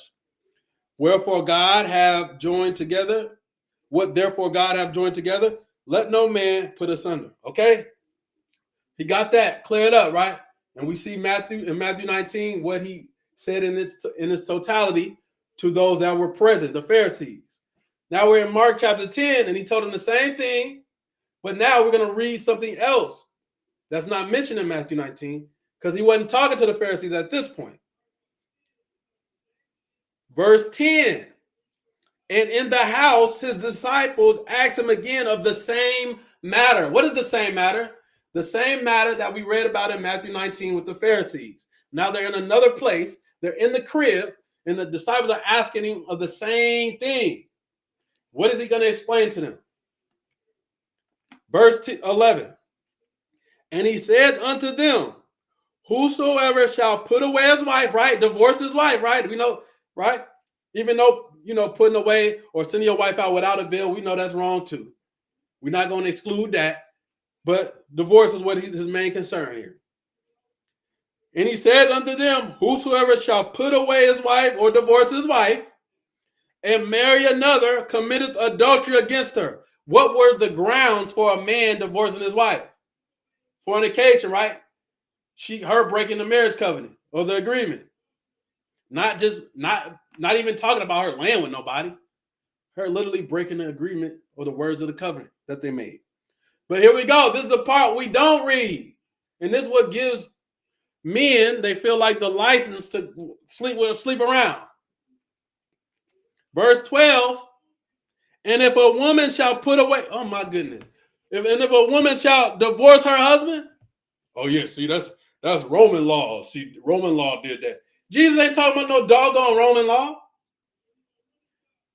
If a man was not operating in the confines of the covenant or the agreement, she would go to the courts, let them know, and they would come and whoop his behind and make him sign the paperwork. Just like you got people nowadays, you got a man, he a dog trainer or whatever, a dog seller, and to get more money, he'll mess with the dog's joint, you know what I mean, to get them going. What's that? That's not bestiality? That's not fornication? I'm just talking, this is a real life situation. But that's okay. He's just trying to get money. Oh, of course he is. Because that's what fornication is about. You will sell yourself for money, for bread. Verse 12. And if a woman divorce her husband and be married to another, she committeth adultery. What are the grounds for a divorce, everybody? Fornication, right? Does he have to explain that again? No, they already know the grounds for divorce. Fornication. So if the man thinks he's going to sleep outside the house, and she's stuck, that is a lie against God. That is antichrist. That's straight from the devil. And it's not, you really know some of these people in real life, and it's not surprising that they teach it this way. Some of them don't even believe in Jesus, none of that. So in Deuteronomy 22, we saw an occasion of a man trying to divorce his wife.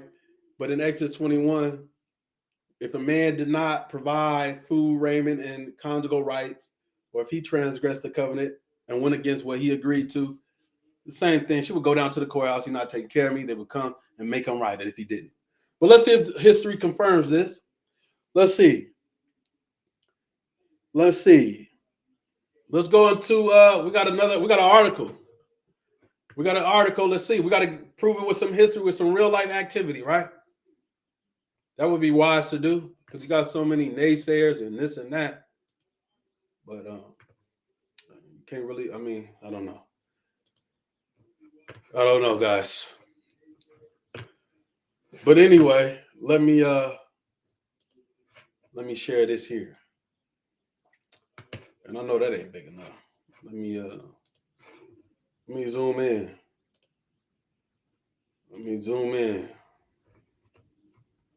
All right.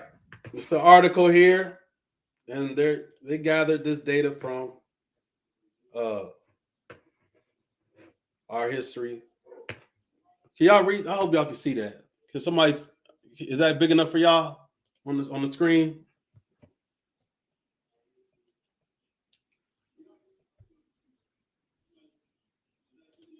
Well, nobody said nothing, so I guess it's good. All right, so let's read it. The biblical text. First of all, can a woman initiate Jewish divorce proceedings? Don't worry about it saying Jews, of course. That's just what they say, man. We know it's talking about Israelites because it's based off the Bible and our history, court cases. That's what the Mishnah is. It has our court cases. Oh, it's not big enough? Okay. I'm sorry. Let me make it a little bigger. There we go. All right, so it says, can a woman initiate Jewish divorce proceedings? Look what it says. Under certain circumstances, a woman may request that a Jewish court. That's why it's important to understand about our history. We had our own court. Even when the Romans ruled Israel, we had our own sovereign. When it came to death, the death penalty, they would have to appeal to Caesar. But other than that, even in some instances in the Bible, you say, man, if it's some concerning some your religion and all that, y'all got it. But if you're trying to kill somebody, then you can't do it. So it says, under certain circumstances, a woman may request that a Jewish court compel the husband to perform the acts required for a Jewish divorce or Israelite divorce. It says the biblical text that is the basis for the laws of Jewish divorce provides, I'm going to say Israelite because that's what it is. For the laws of Israelite divorce provides that a marriage is dissolved where the husband writes a bill of divorcement, hands it to the wife, and sends her away from his house. So it's directing us back to Deuteronomy 24, where the Israelites at. It is clear from the passage that a divorce is accomplished through specific acts of the husband. Neither wife nor court is mentioned as possible initiator of the divorce process. The rabbis in the Talmud, and I know folks get scared when you say Talmud, but that's the Kabbalah you should worry about. Talmud is just the oral tradition written down by us. Now later on, Edomites got a hold to it, but initially it's us. The rabbis in the Talmud also mandated that the husband's act must be done with his full consent. It says, however, the Mishnah, the early rabbinic legal code, this was your oral tradition. Eventually, it was written down full of court proceedings and debates by the elders or the Senate. The Mishnah does provide, however, that a wife was permitted under certain circumstances to request that a Jewish or Israelite court compel the husband to perform the acts required for a divorce. So if we can see in Deuteronomy 22 that the court could compel or make a man stay with his wife, then the same could be done for a man that wasn't doing right by his wife. It was always just weights, just measures, just balances. These circumstances include where the husband has physical defects that are deemed unendurable, where the husband fails to perform his marital duties, and according to some, where the wife says he is repulsive to me, or where the husband beats his wife. So now you got Israelites saying if a woman get beat on, she just got to separate for a little bit, give him some time. Are you crazy? Her doggone life in danger. You wanted to go back later on? Because, oh yeah, he didn't commit fornication. Yes, he did. He broke the covenant. You were supposed to provide and take care of your wife, as Israelites are known to do, are supposed to do. If you're not doing that, you are breaking the covenant, committing fornication against it. It says, but the rule that Jewish courts can, under certain circumstances, compel the husband to participate in the divorce proceedings seems to contradict the rule that a husband must be acting of his own free will when divorcing his wife. We ain't never seen in the law where a man must act under his own free will. If that was the case, he could have lied on the sister and let her go in Deuteronomy 22. It says, how can a man who is compelled to act be considering to be acting with his full consent? Let's see. In order to answer this question, the rabbis created a legal fiction. They added this to the law. A man who agrees to divorce, because everything's not written in the law, if you didn't know. That's why I made the point. They don't say a woman can't sleep with a woman or a woman can't sleep with a niece. Do it. So that mean go about and do it because it ain't written in the law? If anybody's teaching that way, that's the devil teaching you. In order to answer this question, the rabbis created a legal fiction. A man who agrees to divorce his wife because of the pressure exerted on him to obey an order of a Jewish court is considered to be acting of his free will. This principle enabled a duly constituted court to employ any means saw fit, including corporal punishment, to ensure the husband formally uttered the necessary phrases and did the acts required of him to constitute participation in the get. So the get or the guillotine is the bill of divorcement. So corporal punishment could be used to whoop him into writing it.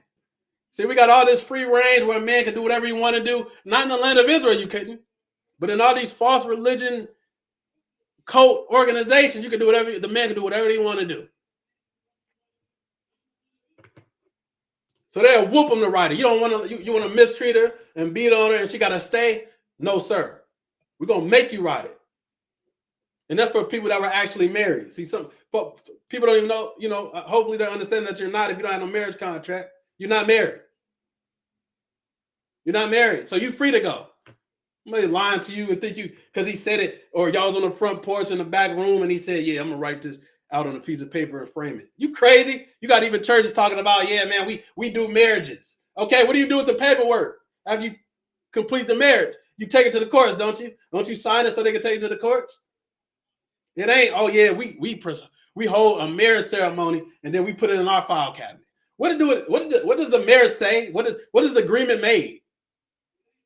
What does it say? Does he have to support his wife? Does he have to take care of her? Can he beat on her? Is he stuck for life? Come on, man. This is not no game. This is real people. This is real life. So now we're going back to the Bible, of course. We've been in the Bible this whole time. Let's go to Jeremiah 2. Oh, we're doing good on time. Shoot. Take us right into the Sabbath. I mean, we're not looking forward to the Sabbath ending, but, take us right on up out of here, man. Let's go to Jeremiah. Jeremiah 2. Oh, you know what? Before that, we got somewhere else to go. That wasn't enough. I know I couldn't give you just one. I know folks weren't going to let me slide with that because it did refer to the Mishnah. So let me go to the Mishnah. And that's where the oral traditions, oral laws, court proceedings, all that. You find that in the Talmud and the Mishnah. So let me share the Mishnah because where this article came from is evidence out of what they read out of the Mishnah. This is our history. Again, this is our oral traditions, our law. This is us. Okay? So if anybody telling you something different, they really don't understand. And folks can say, oh man, he going outside the Bible. I'm actually not. I'm proving that we're trying to prove the Bible actually. I think we're doing pretty good. All right, so this is the Mishnah. This is the oral law, like I say, Mishnah Torah, divorce 2. It says, hold on, make sure you can see that. Uh-oh, I'm sorry. All right, when a man whom the law requires to be compelled to divorce his wife, what law did he break to require him to compel, would the court compel him to divorce his wife? He could have committed fornication and breaking the agreement through not upholding his husbandly duties. He could have literally slept around with somebody. He could have messed with an animal. He could be beating on her, mistreating her. When a man whom the law requires to be compelled to divorce his wife does not desire to divorce her, the court should have him beaten until he consents. The same way, I'm telling you, the same way the brother tried to get rid of his wife in Deuteronomy 22, they whooped him and sent him back home. If he didn't want to let her go, they'll whoop him to let her go free. If you don't want to research, you're never going to find it. If you don't search, you're not going to find. That's just it. It is what it is. And this is too serious for you not to research. And why these, okay, so when a man whom the law requires to be compelled to divorce his wife does not desire to divorce her, the court should have him beaten until he consents, at which time they should have a get written. That's your bill of divorcement, your get. The get is acceptable. This applies at all times and in all places. Similarly, if Gentiles beat him while telling him, do what the Jews are telling you to do, and the Jews have the Gentiles apply pressure on him until he consents to divorce his wife, the divorce is acceptable. Yeah, Israel had long arms. If, however, the Gentiles compel him to write a divorce on their own initiative, because Gentiles, you can do whatever. The get is merely unacceptable. The rationale is that the law requires him to give a divorce. It says, why is this get not void? For he is being compelled, either by Jews or by Gentiles, to divorce against his will, and the get must be given voluntarily. It says, because the concept of being compelled against one's will applies only when speaking about a person who is being compelled and forced to do something that Torah does not obligate him to do. Example, a person who is beaten until he is consented to sell. That's when you're not operating on your free will. If a man is going against the law of God, he will get his behind whooped. If he's mistreating his wife, he'll get his behind whooped. But Israel, Israel living in fantasy on Fantasy Island, so they don't know. And we don't have our own court system, so we can't act out any punishment. But you know who can? The authorities that we have in place. Just like the Pharisees and the Israelites had to go to an authority when they wanted something to be done to somebody physically, we would have to do the same thing. So the sisters, he beating on you, call the authorities. Sisters, he won't take care of the children, call the authorities. Sister, he won't leave the house, call the authorities. That's what the authorities here are here for. They won't do anything against a good work, against evil works. That's what they're against. They don't swing the sword in vain. So you saying, oh, there's nobody to help me. And they said, don't go to the government, but go to the saints. Come on, man. Come on now. That don't make no sense. That's really not what it's saying. It's funny how they go to the police or something when they want to. Or when somebody still break into their house or steal their property or break into their car, they call the authorities, don't they? But when a sister getting beaten on, don't call the authorities. A sister getting mistreated or being oppressed, don't call the authorities. You know, we the saints. So let's go into another historical document. The sealing. It's the sealing. And let me try to get this queued up right. How do I zoom in? All right. Don't let me zoom in, bro. Let's go full screen. Oh, okay. Well, this might be too small. So I have to just read it. I'll give it a try, though. I'll give it a try. Let me share my screen. So this is, let me share this. This one on? Yeah. Let me share this. I know it's probably small, yeah. So this is from a journal or writing from David Brewer, Jewish women divorcing or Israelite women divorcing their husbands in early Judaism. The background to the Papyrus Cilium 13. So this is an actual a real life bill of divorcement that a woman petitioned for. A woman did. So this ain't nothing strange. This is before Christ and them. Well, not necessarily before Christ and them, but this is not uncommon. If Christ is saying it, they would compel a woman to write a bill of divorce. I mean, a man to write a bill of divorce. A woman herself cannot write it. We know that. But she can compel the courts to write it.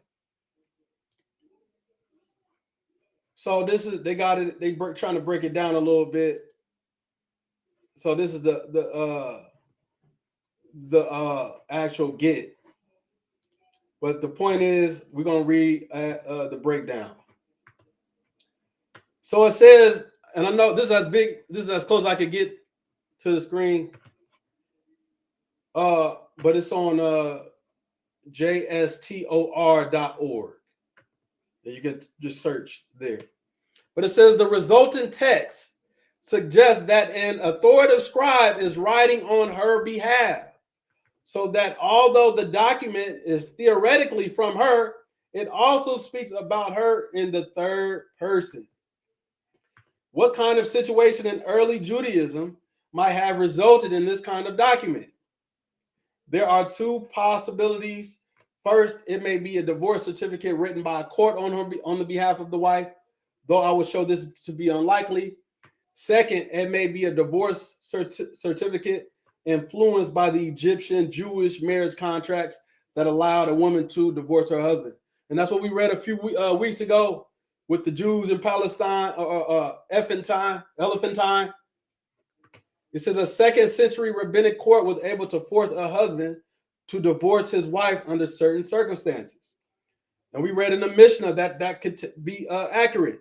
That's actually what happened, because the Mishnah has written down oral traditions, oral laws that actually took place and were instituted. This has been widely recognized even by Orthodox Jewish scholars. These circumstances include those in which the marriage vows were broken or fertility was compromised.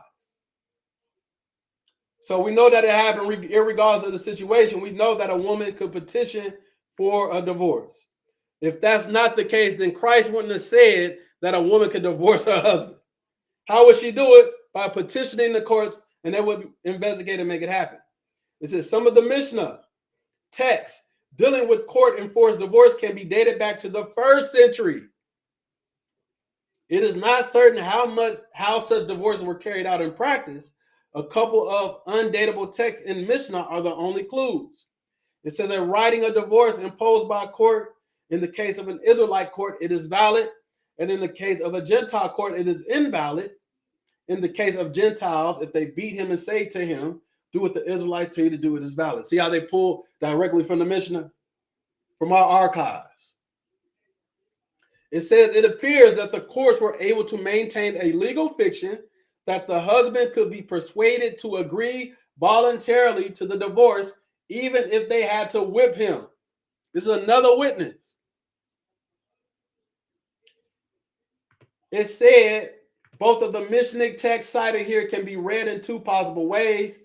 First, the court could be persuading the husband to write his own divorce certificate, either by himself or by employing a scribe. This is the traditional interpretation of these texts, which maintains the principle that the husband must always be the author of the divorce certificate. Ain't that correct? The man was always the author of it, but that doesn't mean a woman can compel the courts for him to write one. Look at down here in the footnotes here, out of the ketubah and out of more oral tradition, right? Which is actually, they're drawing this from Exodus, the 21st chapter. It says down here, marriage vows included material and emotional support as defined by Exodus 21:10. So divorce could be demanded by the woman if there was a refusal of conjugal rights. So you cannot neglect the wife. It's either by support or physically, or a refusal to support her. So you can't neglect her and say, I'm not feeding you, I'm not taking care of you no more. It says emotional neglect was expanded to include cruelty. They're pulling this out of Exodus 21 about providing for your wife. These were grounds for divorce. This was fornication, breaking the covenant. What you agreed to, you breaking it. It says the emotional neglect was expanded to include cruelty or deprivation of freedom. So you got dudes talk about, oh, she can't go outside.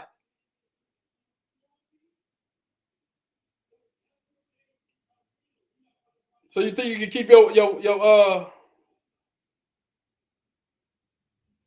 oh, somebody wrote something? Oh, somebody wrote something. What is the definition of fornication? He must have came late. I'm sorry. Fornication, according to the word of God, is making breaking the covenant, breaking the agreement. The same way, I'll just reiterate it. You can go back and watch it from the beginning. But just like it said, Israel rose up to play. They committed fornication.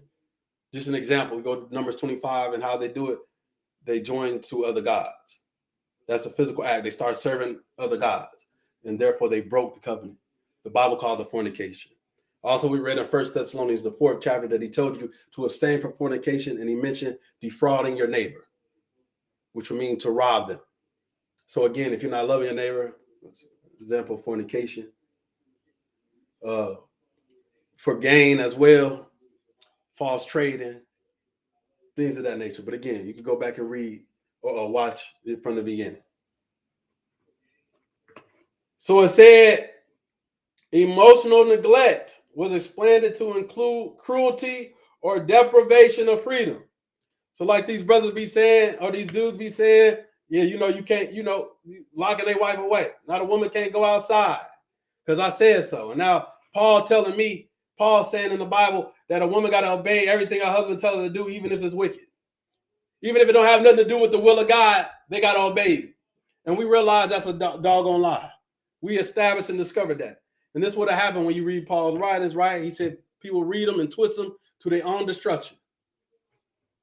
So if you tell a woman to cook you a pork chop because she got to obey, the Bible says obey. No, that's not it.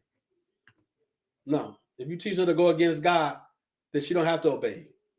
And if you tell her to wash your drawers, that ain't got nothing to do with God either. She don't have to do that. You wash your own damn doggone drawers. But when you teach the Bible that way, that's the trouble you run into. So my point is, in reading some of this history, that the women did petition the courts for divorce on grounds of fornication, meaning the man did not abide by the covenant. He dealt treacherously.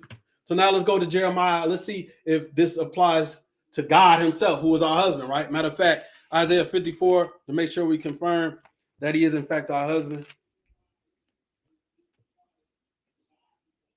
I put all the information on the table, try to put the sources on the table, the words study on the table. All you have to do is go back and read it for yourself. If you think it's not, we're not telling the truth or something. If you don't think it's clear or something, you could ask your question right here. And I'll do my best to answer it. But in the meantime, Isaiah 54 in verse 5. For thy maker is thine husband. Who is our husband? Thy maker. Who is our maker? God. What did it say? He is our husband. When did he marry us? We can read it in Ezekiel 16, which we made when we made the covenant, right? He wrote it down on the contract. He poured the blood on the people. He did it all the way. And he got the contract with the court or the priest. So now, let's go into Jeremiah now. Since a man can't do nothing wrong, right? So because it's uncleanness in the husband. So him fornicating, that's a sign of uncleanness. Him not abiding by the covenant or the agreement that he made with his wife, that's fornication. You think you're gonna do whatever you want to do, mistreat your wife and all that? She stuck with you? No, actually, no. That would be uncleanness. And let's see if this is possible. If any of this is, since they say according to the word of God, like that's not what we're dealing with. That's the way people phrase things. And I'm not taking it personal at all. Just when you phrase something like what is it according to the Bible? That's what we've been dealing with. We're dealing with the history of our people as it associates with the Bible, like our history, culture, how we operated, our Bible, our history. We put the pieces together. We break down the words, make you fully understand what you are doing. Jeremiah 2. Jeremiah chapter 2. Jeremiah chapter 2. Is that the one I want? Jeremiah chapter 2. No, I don't think I want Jeremiah chapter 2. Hold on. Might be 3.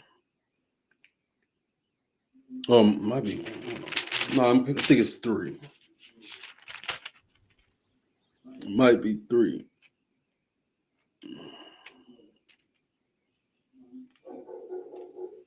Hold on now. Hold on now. Got the wrong script, I think.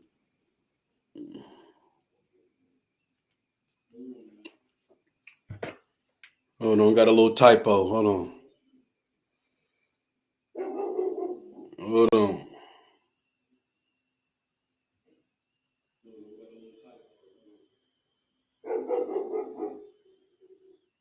Hold on now.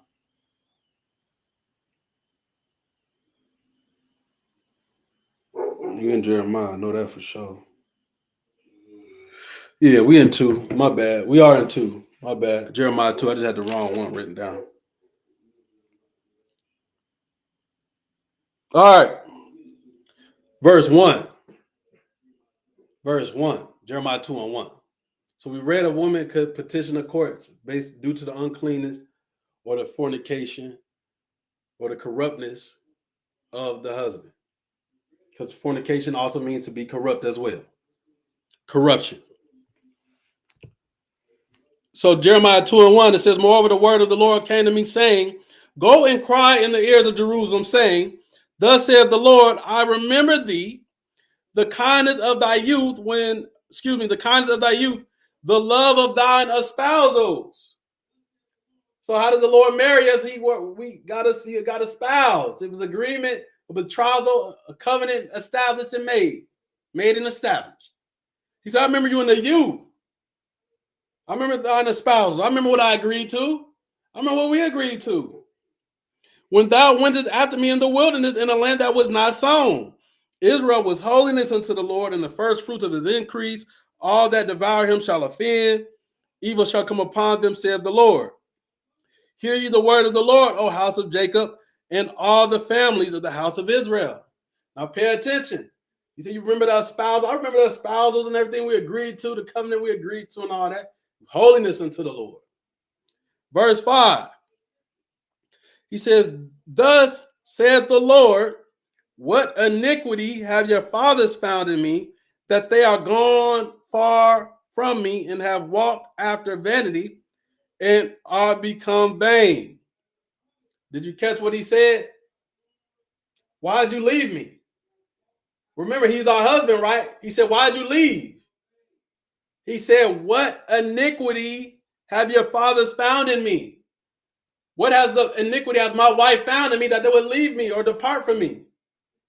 So if God can say it, how is these men talking about the woman can't find no uncleanness or iniquity in them. They can't cheat, do nothing wrong. But God himself, our husband, is saying, man, what iniquity did I do for y'all to leave? Which is letting us know that if he did some type of iniquity, which God didn't, there would be grounds for us to leave. Is that what he's saying? He our husband, right? What iniquity have you found in me? If a man was not providing, doing what he was supposed to do, going outside of the covenant he made with his wife, that's an iniquity found in him. She could depart. She could petition the courts, write that bill, and that's it. But even God himself is acknowledging that. Why do you think Jesus is saying the same thing in Mark 10? If a woman divorced her husband, it got to be on the same grounds he would divorce her. Fornication, breaking the covenant. That's what fornication is, corruptness, going outside of the covenant. Not just no sexual stuff. It said it's not at all specifically. We make it just specific to some sex stuff. No, it's not, actually. Let's go to another place. Let's go into Micah. Let's see if the Lord said it again. Micah.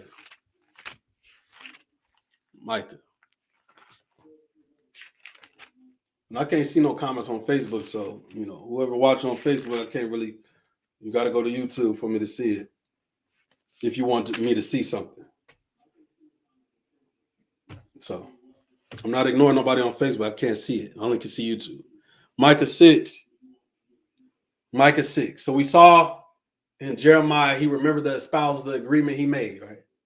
He said, but y'all going away from me. What did I break? What did I do that you have gone away from me? Micah chapter 6. Micah 6:1.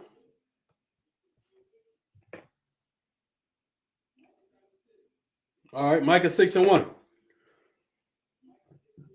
He said, hear you now what the Lord said.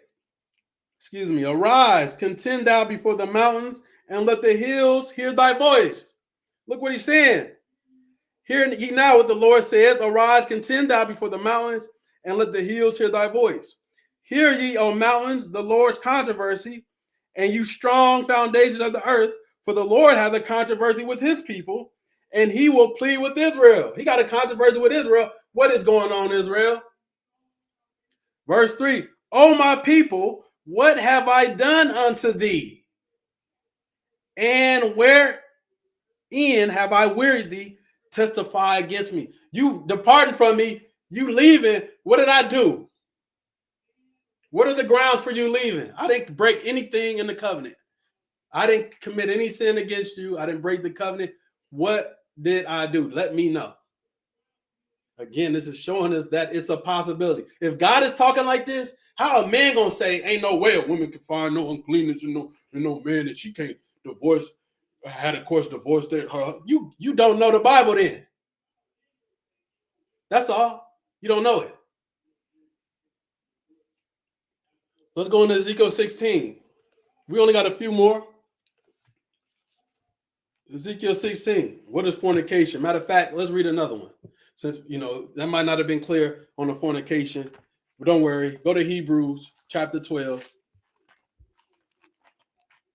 Go to Hebrews chapter 12. Since fornication is some sex stuff, right? I'm tripping. Let's go to Hebrews chapter 12 since I'm tripping. Hebrews chapter 12.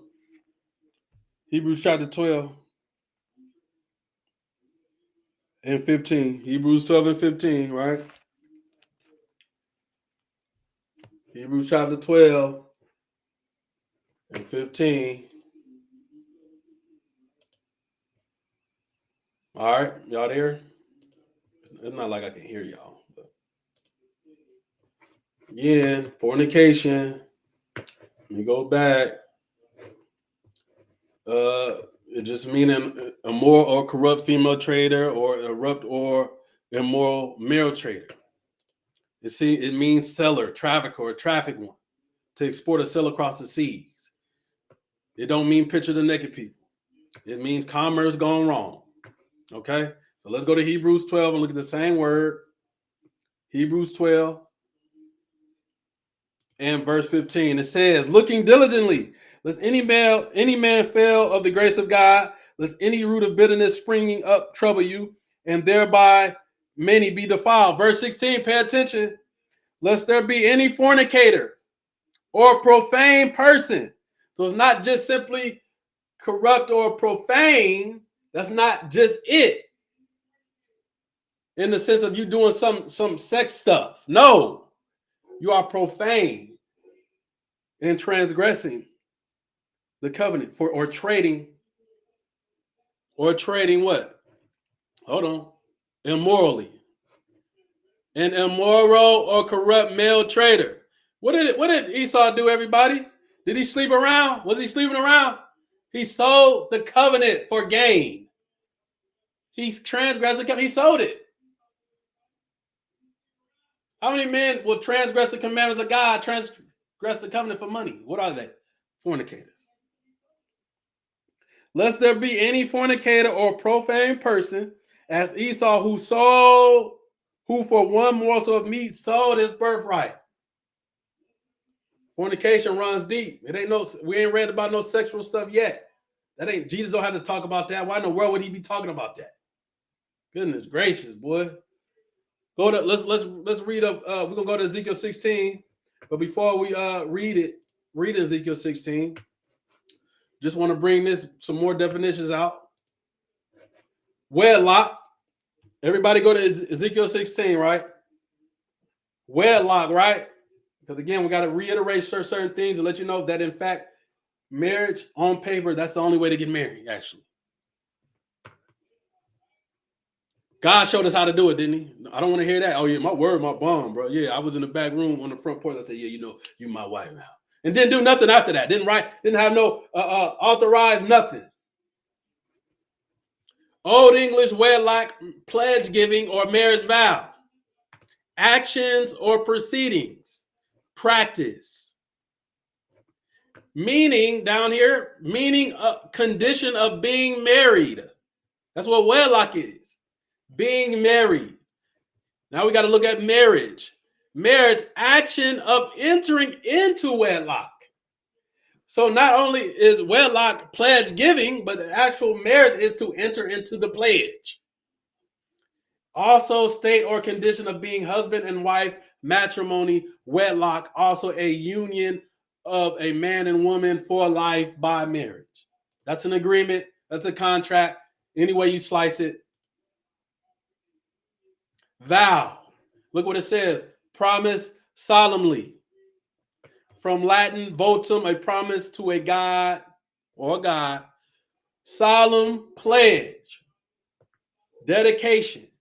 That which is promised. It's funny how all God's vows and promises is written down. But when we're dealing with each other, we don't have to do that. It says a solemn pledge, dedication. That which is promised. So that if you don't operate in that which is promised, you will break wedlock. A wish, desire, longing, prayer. It says noun use of neuter, of votus, past participle of vovere, to promise, solemnly, pledge, dedicate, vow. That's what wedlock is. Go to Ezekiel 16. Ezekiel 16. Are we dealing with the Bible yet? I think we have been since we started.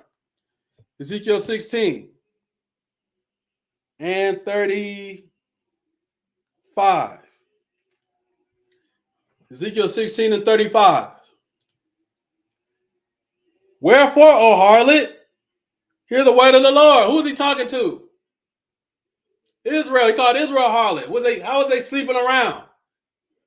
Was they sleeping around? No, that's not, because that's not what it means. You selling yourself to do evil.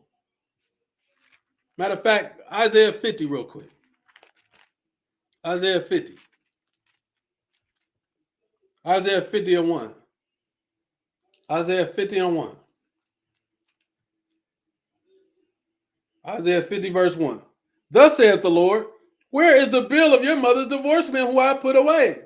Or which of my creditors is it to whom I have sold you? What does it say at the end? Behold, for your iniquities have you sold yourselves. A moral traitor. You have sold yourselves, and for your transgressions is your mother put away. The same is for fornication. He called him a harlot here. Ezekiel 16:35. Back to Ezekiel 16:35. Wherefore, O harlot, hear the word of the Lord. Thus saith the Lord God, because thy filthiness was poured out, and thy nakedness discovered through thy whoredom with thy lovers, and with all the idols of thy abominations. So you telling me they laying with the idols? They rubbing their booty on the idols, huh? Oh no, it's spiritual. No, it's not. They were physically worshiping other gods. That's fornication, also called what? Whoredom.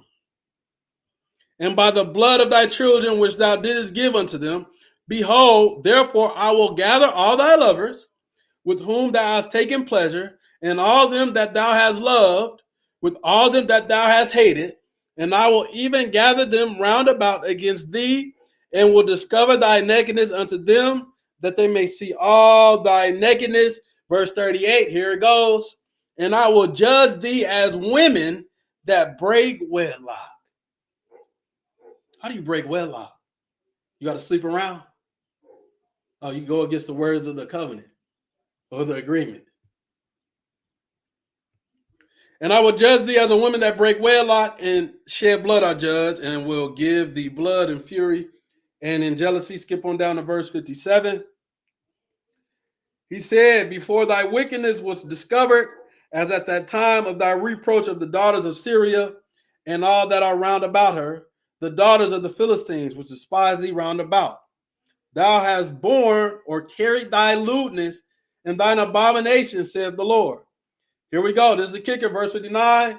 For thus saith the Lord God, I will even deal with thee as thou hast done, which has despised the oath and breaking the covenant. That's breaking wedlock. Let's see if a man can break wedlock, right? Since it's only for women. Let's see if men can break wedlock, right? Because a man could just sleep around, right? It's just fornication. She can't do nothing. That's contrary to the scriptures. We really don't have to read much because we already read it in Mark 10. But let's go back into one of our historical references, and this is all we use it for. It's not canon, or we don't use it like the book of Jeremiah. This is Hebrew history and mindset. It's just for learning. Ecclesiastes, because it's real. He wrote it. Was they trying to get you to do evil by writing it? No. Goodness gracious. It's Ecclesiastes 23, Ecclesiastes 23, excuse me, or Sirach 23. Let's see if a man can sleep around if he want to. Let's see if they thought that. Let's see if this is wicked, since it's so wicked to read about how our mindset is. Let's see if this is wicked what we read. Sirach 23 and verse 16, it says, two sorts of men multiply sin, and the third will bring wrath. A hot mind is as a burning fire. It will never be quenched till it be consumed. A fornicator in the body of his flesh will never cease till he have kindled a fire. So like I said, we're not excluding the sexual activity. We know that's included, but it's not specific to that. But it'll show you. Verse 17, all bread is sweet to a whoremonger. He will not leave off till he die. See, this is your whoremonger. This is people that sleep around. We know that as well. And other people that indulge in many unfair business practices and agreements as well. Or moral trade and all that. We got that too. But we ain't going to eliminate the sexual stuff too. We know. A whoremonger, right? All bread is sweet to a whoremonger. He will not leave off it till he die. Verse 18, here it goes. A man that breaketh wedlock, oh my goodness, saying thus in his heart, who seeth me? I am compassed about with darkness. The walls cover me, and nobody seeth me. What need I to fear? The Most High will not remember my sins. That's how they act, right? It's okay. I can't break, a man can't break wedlock. Man can't cheat on his wife. That's what he's saying here. He said, verse 18, a man that breaketh wedlock, saying thus in his heart, who seeth me? I am compassed about with darkness. The walls cover me, and nobody seeth me. What need I to fear? The Most High will not remember my sins. That's how they act. That's what they teach. But they say a whoremonger cannot stop till he dead. So even they testifying to people that think you can do that, you done. All right. We got to go back to Jeremiah. Go back to Jeremiah, and then we got two more. Okay? No. Actually, we got one more after this. It wasn't bad, was it? It wasn't too bad. Jeremiah 3. And again, like I said, if you're on Facebook, I can't see nothing. I had to look at my phone or something. I could look at my phone. Hold on. Jeremiah 3. Jeremiah 3.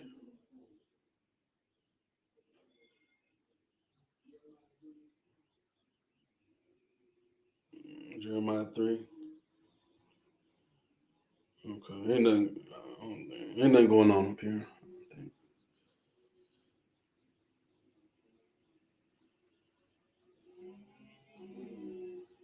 Oh, okay. Yeah. All right. Ain't nobody posting on this. All right. Ain't nobody saying nothing. All right. Jeremiah 3, right? So a man can break wedlock too, huh? So he can transgress the covenant, huh? So a woman can find uncleanness in her husband, huh? Jeremiah 3:6. The Lord said also unto me in the days of Josiah. Oh, no. Hold on. I'm in the right place? Yeah. He said, the Lord said also unto me in the days of Josiah the king, hast thou seen that which backsliding Israel have done? She has gone up upon every high mountain and under every green tree, and there have played the harlot. She fornicated. But she not sleeping around. She just transgressing the covenant. And I said, after she had done all these things, turn thou unto me, but she returned not, and her treacherous sister Judah saw it. So a woman can deal treacherously with her husband, can't they? We know that. They done wore that one out. He said, I saw when for all the causes whereby backsliding Israel committed adultery. He even categorized as breaking the covenant, going against God's covenant as adultery. You don't have to sleep with nobody in this case. That's why he calls us adulterers and adulterers, because we covenant breakers. That's what he's saying. He said, and I saw when for all the causes where backsliding Israel committed adultery, I have put her away and given her a bill of divorcement.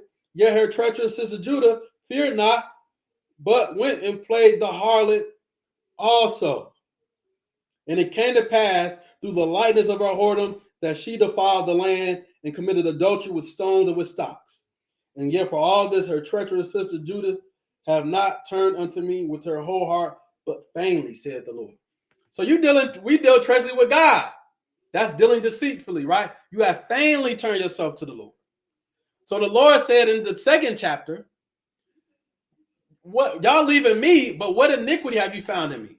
Then he told us in Micah the 6th chapter to his wife, what iniquity testify where I went wrong, that you got to depart. So because it's possible for a man to be found unclean, a husband to be found in uncleanness.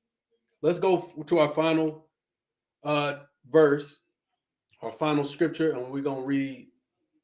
We're gonna break down a word or two, and that's it. Malachi. So all this nonsense about a man can't cheat, that's straight garbage, straight devilish doctrine. Malachi 2. All the women, all the men, saying, "Oh yeah, this is my wife." Ain't no contract, no proof of no agreement made or nothing. And all the sisters that's going for it, if you're not trying to get up out of there, I can't really feel sorry for you because you're not bound. Malachi 2. And even if you on paper, even if you aren't really married according to the word, and he tell you can't go outside, or you can't do this or that. No, that's not true.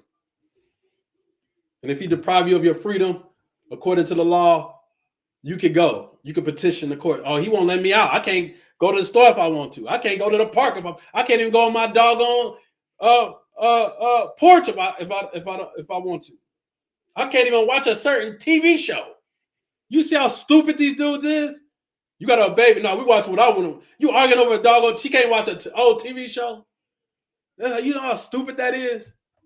She can't even eat what she want to eat. Oh, yeah, you got to eat what, because you got to obey me on the head. That's stupid. Slap them, man. Slap him. Malik, don't slap him. Call the authorities, man. Get him out of here. Stick a fork in him. Malachi 2. Let's see. This is a famous verse here. Malachi 2 and 14. And let's see if this go against anything we've read, if this go against what Jesus said, or if this is what Jesus was talking about. In all the history we read and other scripts we read. Let's see if this is what it's talking about. Malachi 2 and 14. Yet you say, wherefore, because the Lord hath been witness between thee and the wife of thy youth, against whom thou hast dealt treacherously. So remember I said I wasn't going to bring the cat out the bag when we read Exodus 21, where it said you have dealt deceitfully.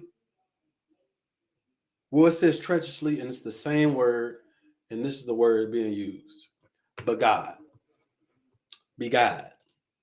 Bagad, excuse me. 898 in the Hebrew, bagad, to act or deal treacherously. It's a verb. Strong's Exalted Concordance says, deal deceitfully. So like the man who tried to get a woman and not take care of her, but was going to try to sell her off or something, you dealt deceitfully. Or you're going to try to get her and mistreat her, you dealt deceitfully. The Lord said she gets to go out free. Strong's Exalted tells us what deceitfully or treacherously, to act or deal treacherously means. Deal deceitfully. Unfaithfully. Unfaithfully. You're not faithful, right?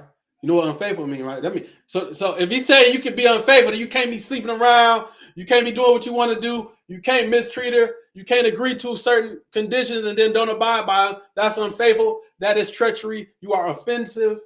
You are a transgressor. It says to depart. You have really departed from him. You're a fornicator. It says a primitive root to cover. With a garment, figuratively, to act covertly. You were covering this up. It says to pillage, deal deceitfully, treacherously. So you're trying to do things on the low. Stick a fork in him, Johnny. He's done. That's a fact. So to deal treacherously, right? You're gonna lump her up, huh? She don't listen to you, you're gonna lump her up, and she gotta stay, huh? No, you dealing treacherously. You're dealing deceitfully. You're not abiding by the covenant, which was to take care of her. You hurting her, actually. Let's see what else he said. He said, yet is she thy companion and the wife of thy covenant.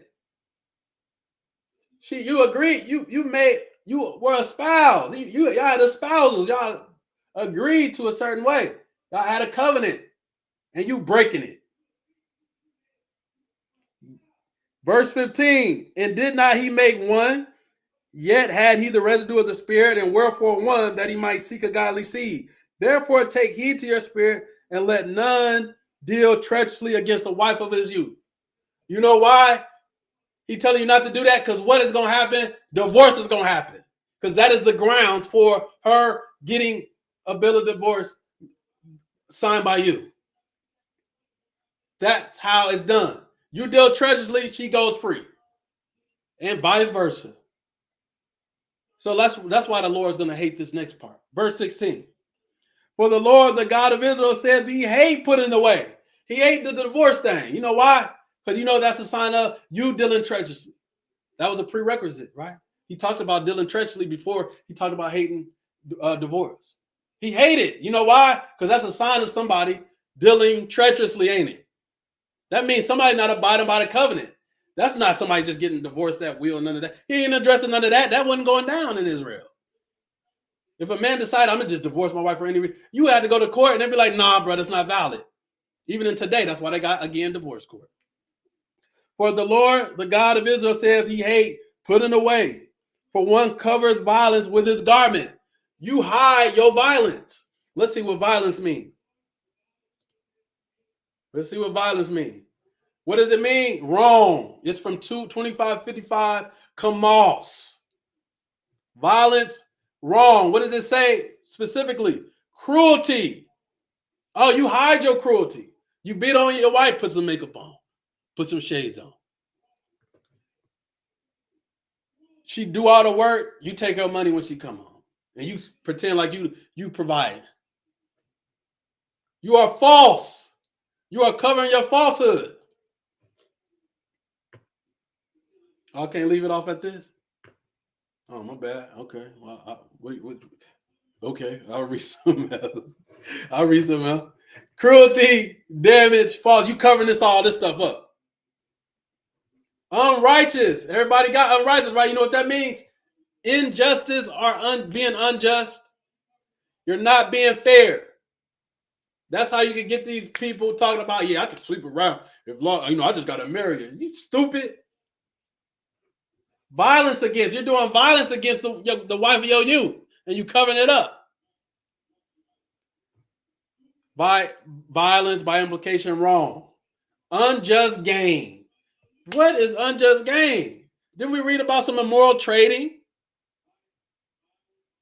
Do we have to go back? I think we should go back to fornication, since they think Christ came in with something new. I can't leave it off at that, right? You're right, Vitae Films. I can't leave it off at that. Let me go back to the word study, because we got to set this engrave it in stone, right? Got to be engraved in the brain. It got to be engraved in the brain. Let me go back to the original one. I'm sorry. No, here we go. Porneo, the verb to be corrupt, to be commercially or legislatively vicious. You're prescribing inequality. You're prescribing unfair laws, unfair ways, or unjust ways. You are corrupt. And it says to be commercially, because it was a transaction between a husband or two families. There was a interaction or transaction made. Money was exchanged. Paperwork was signed. Even in today's time, when you go down to the courthouse, you got to pay for the certificate. In a sense, that's a form of a dowry. You have to pay for this to take place, for the agreement. You have to make the agreement. In order for the agreement to be solidified or respected, you got to pay for it. Oh, you already know I'm bringing that numbers out. They say numbers don't lie. When you do study of words in history, that don't really lie either. The verb, porneo, to be corrupt, to be commercially or legislatively vicious, to trade and rule only for financial gain. Say you get a wife and you don't work.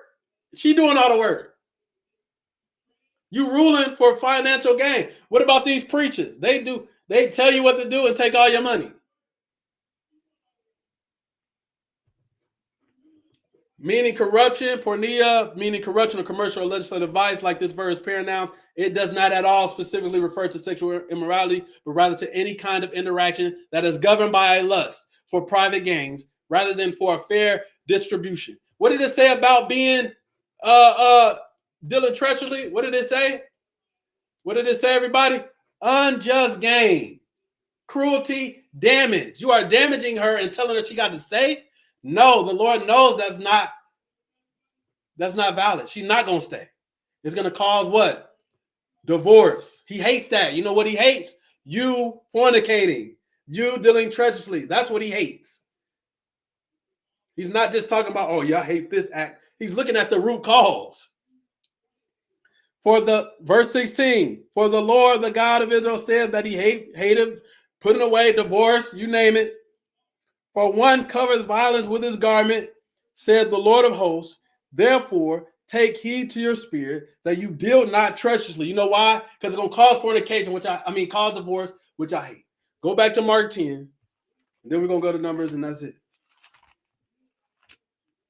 This is not a game. This is real life. You can say what you want. You can argue, complain. It's not going to change the facts. Nobody got to do, folks just complain, find a reason. Or you talking about this person? Or you talking about this person? No, did I say anybody's name? I don't even say nobody's name. And people have come to me. Yeah, you always say somebody's name. Actually, I don't. Actually, I just prove whatever is happening out of the Bible, and you just know the people. That's all. They don't have nothing to do with me. You talking to the wrong person. Mark chapter 10. People got opportunities to do the right thing and they don't do it. And then when somebody bring it out, oh, yeah, chill, man. You got personal issues, man. Shut up. It's always a problem, right? You want to hear that? Just tell the truth. That's all. Talk to them. Talk to whoever doing it. Waste your doggone time over here. Mark chapter 10. Verse 10. Mark 10 and 10. And in the house, his disciples asked him again of the same matter. With the divorce, right? And fornication. They were addressing Matthew 19, can a man will put away or divorce his wife, save him for the cause of fornication. So they're in another place asking him of the same matter. In verse 11, he says, and he saith unto them, whosoever shall put away his wife and marry another committeth adultery against her. What are the grounds for divorce? Fornication, transgressing the covenant or agreement made between husband and wife. Verse 12, and if a woman shall divorce her husband and be married to another, she committed adultery. You know why? Because the grounds for divorce is for fornication, period. If you're a man fornicating against your wife by operating outside of the bounds of the covenant, she can divorce your butt. She go to the courts and have them divorce your behind. Just like you would do if she look at somebody the wrong way. She don't want to make your doggone sound. You ready? She don't want to make you a sound at 4 a.m. You telling her, oh man, you're not submissive. You don't want to watch the same TV show. We in the bed together. I tell you to turn off the light. You don't want to turn off the light. You just unsubmissive. Some of the just stupid stuff. It's like these people not in the Word of God. They don't have the Spirit of God. Can't be. Can't be. I tell them to their face, try it. Try it out. Bro, Numbers chapter 6. I don't really talk that much. I don't talk that much. Number 6.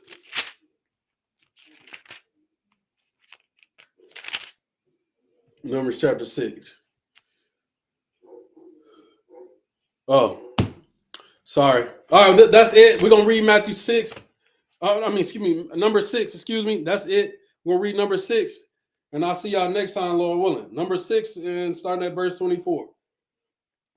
The Lord bless thee and keep thee. Man, you know what? I'm sorry. If you think you're going to neglect your wife and she got to stay with you, you drunk. If you think you can beat up your wife and she got to somehow work it out with you, you drunk. If you think you can sleep around, you drunk. Folks say, yeah, I can sleep with a prostitute. Somebody did. You can cause a disease to come into your household. Momo people sleep with prostitutes, right? The community sleep with prostitutes, right? And then you gonna go sleep with them afterwards.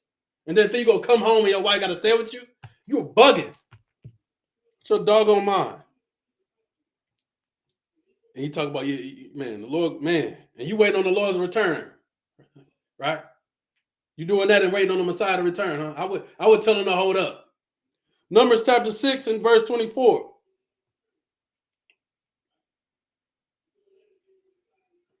The Lord bless thee and keep thee. Man, bro, I'm trying to be done, but man. Numbers 6 and 24. It's like, man, you got, it's like the word of God is this is the weapon of deceit. This is the weapon of deceit. They want to teach you the Bible, and then they making passes and moves, and now you like, oh, you can't have another wife. No, that's not it. Supposed to go out preaching to another state, got to join up there. Go to another state, got to join over there. I guess they is wise, right? Yeah, he godly. He got more than one wife, right? Right. How do you do that in America anyway? How you married with no contract? These women don't know either. They just falling for it. That's why you talk about these women laden with lust. Silly women, he called them. Don't be a silly woman. But you know these guys' sins is going to be made manifest before the whole congregation anyway. Just don't be a part of it. And get away. Don't, as people say, oh yeah, just come to Sabbath class, even though these people wicked. Where's that at? Can two walk together unless they be agreed? That's a problem when you teach the Bible like that. Oh yeah, just come to church because it say come to church. Y'all wicked though. If I'm gonna go to church, I'm gonna say something. If I don't say something, that means I agree. That means I agree with it. But the Lord, like, yeah, you keeping the Sabbath. But these people are not keeping the word of God, though. They're dealing in deceit. But you going to Sabbath class. No. The only way I'm going to the class if I'm telling them the truth. And then they're going to make the decision. They probably throw me out. This has been done. They'll throw you out. You don't get along. You don't agree to get along. That ain't how it works. Read Leviticus 6 on your own. When he talk about you being in fellowship of a thing, you are part of the problem too. Leviticus, the 5th chapter. You see something, don't say nothing. You agree with it too. You just as wicked as they are. Oh, he made a mistake. How come is when these people make mistakes, these people in power and leaders, they make a mistake. It's just a mistake. But when you do something, they want to crucify you and talk about you and do lessons about you and all type of weird stuff. Bunch of devils. Tell them what they are. They are ministers of who? Satan. You can say it. All right, now, Numbers chapter 6. Numbers 6 and 24. The Lord bless thee and keep thee. The Lord make his face shine upon thee and be gracious unto thee. The Lord lift up his countenance upon thee and give thee peace. And they shall put my name upon the children of Israel, and I will bless them. In Jesus' name we pray. Amen. Until next time. Peace. Peace to y'all.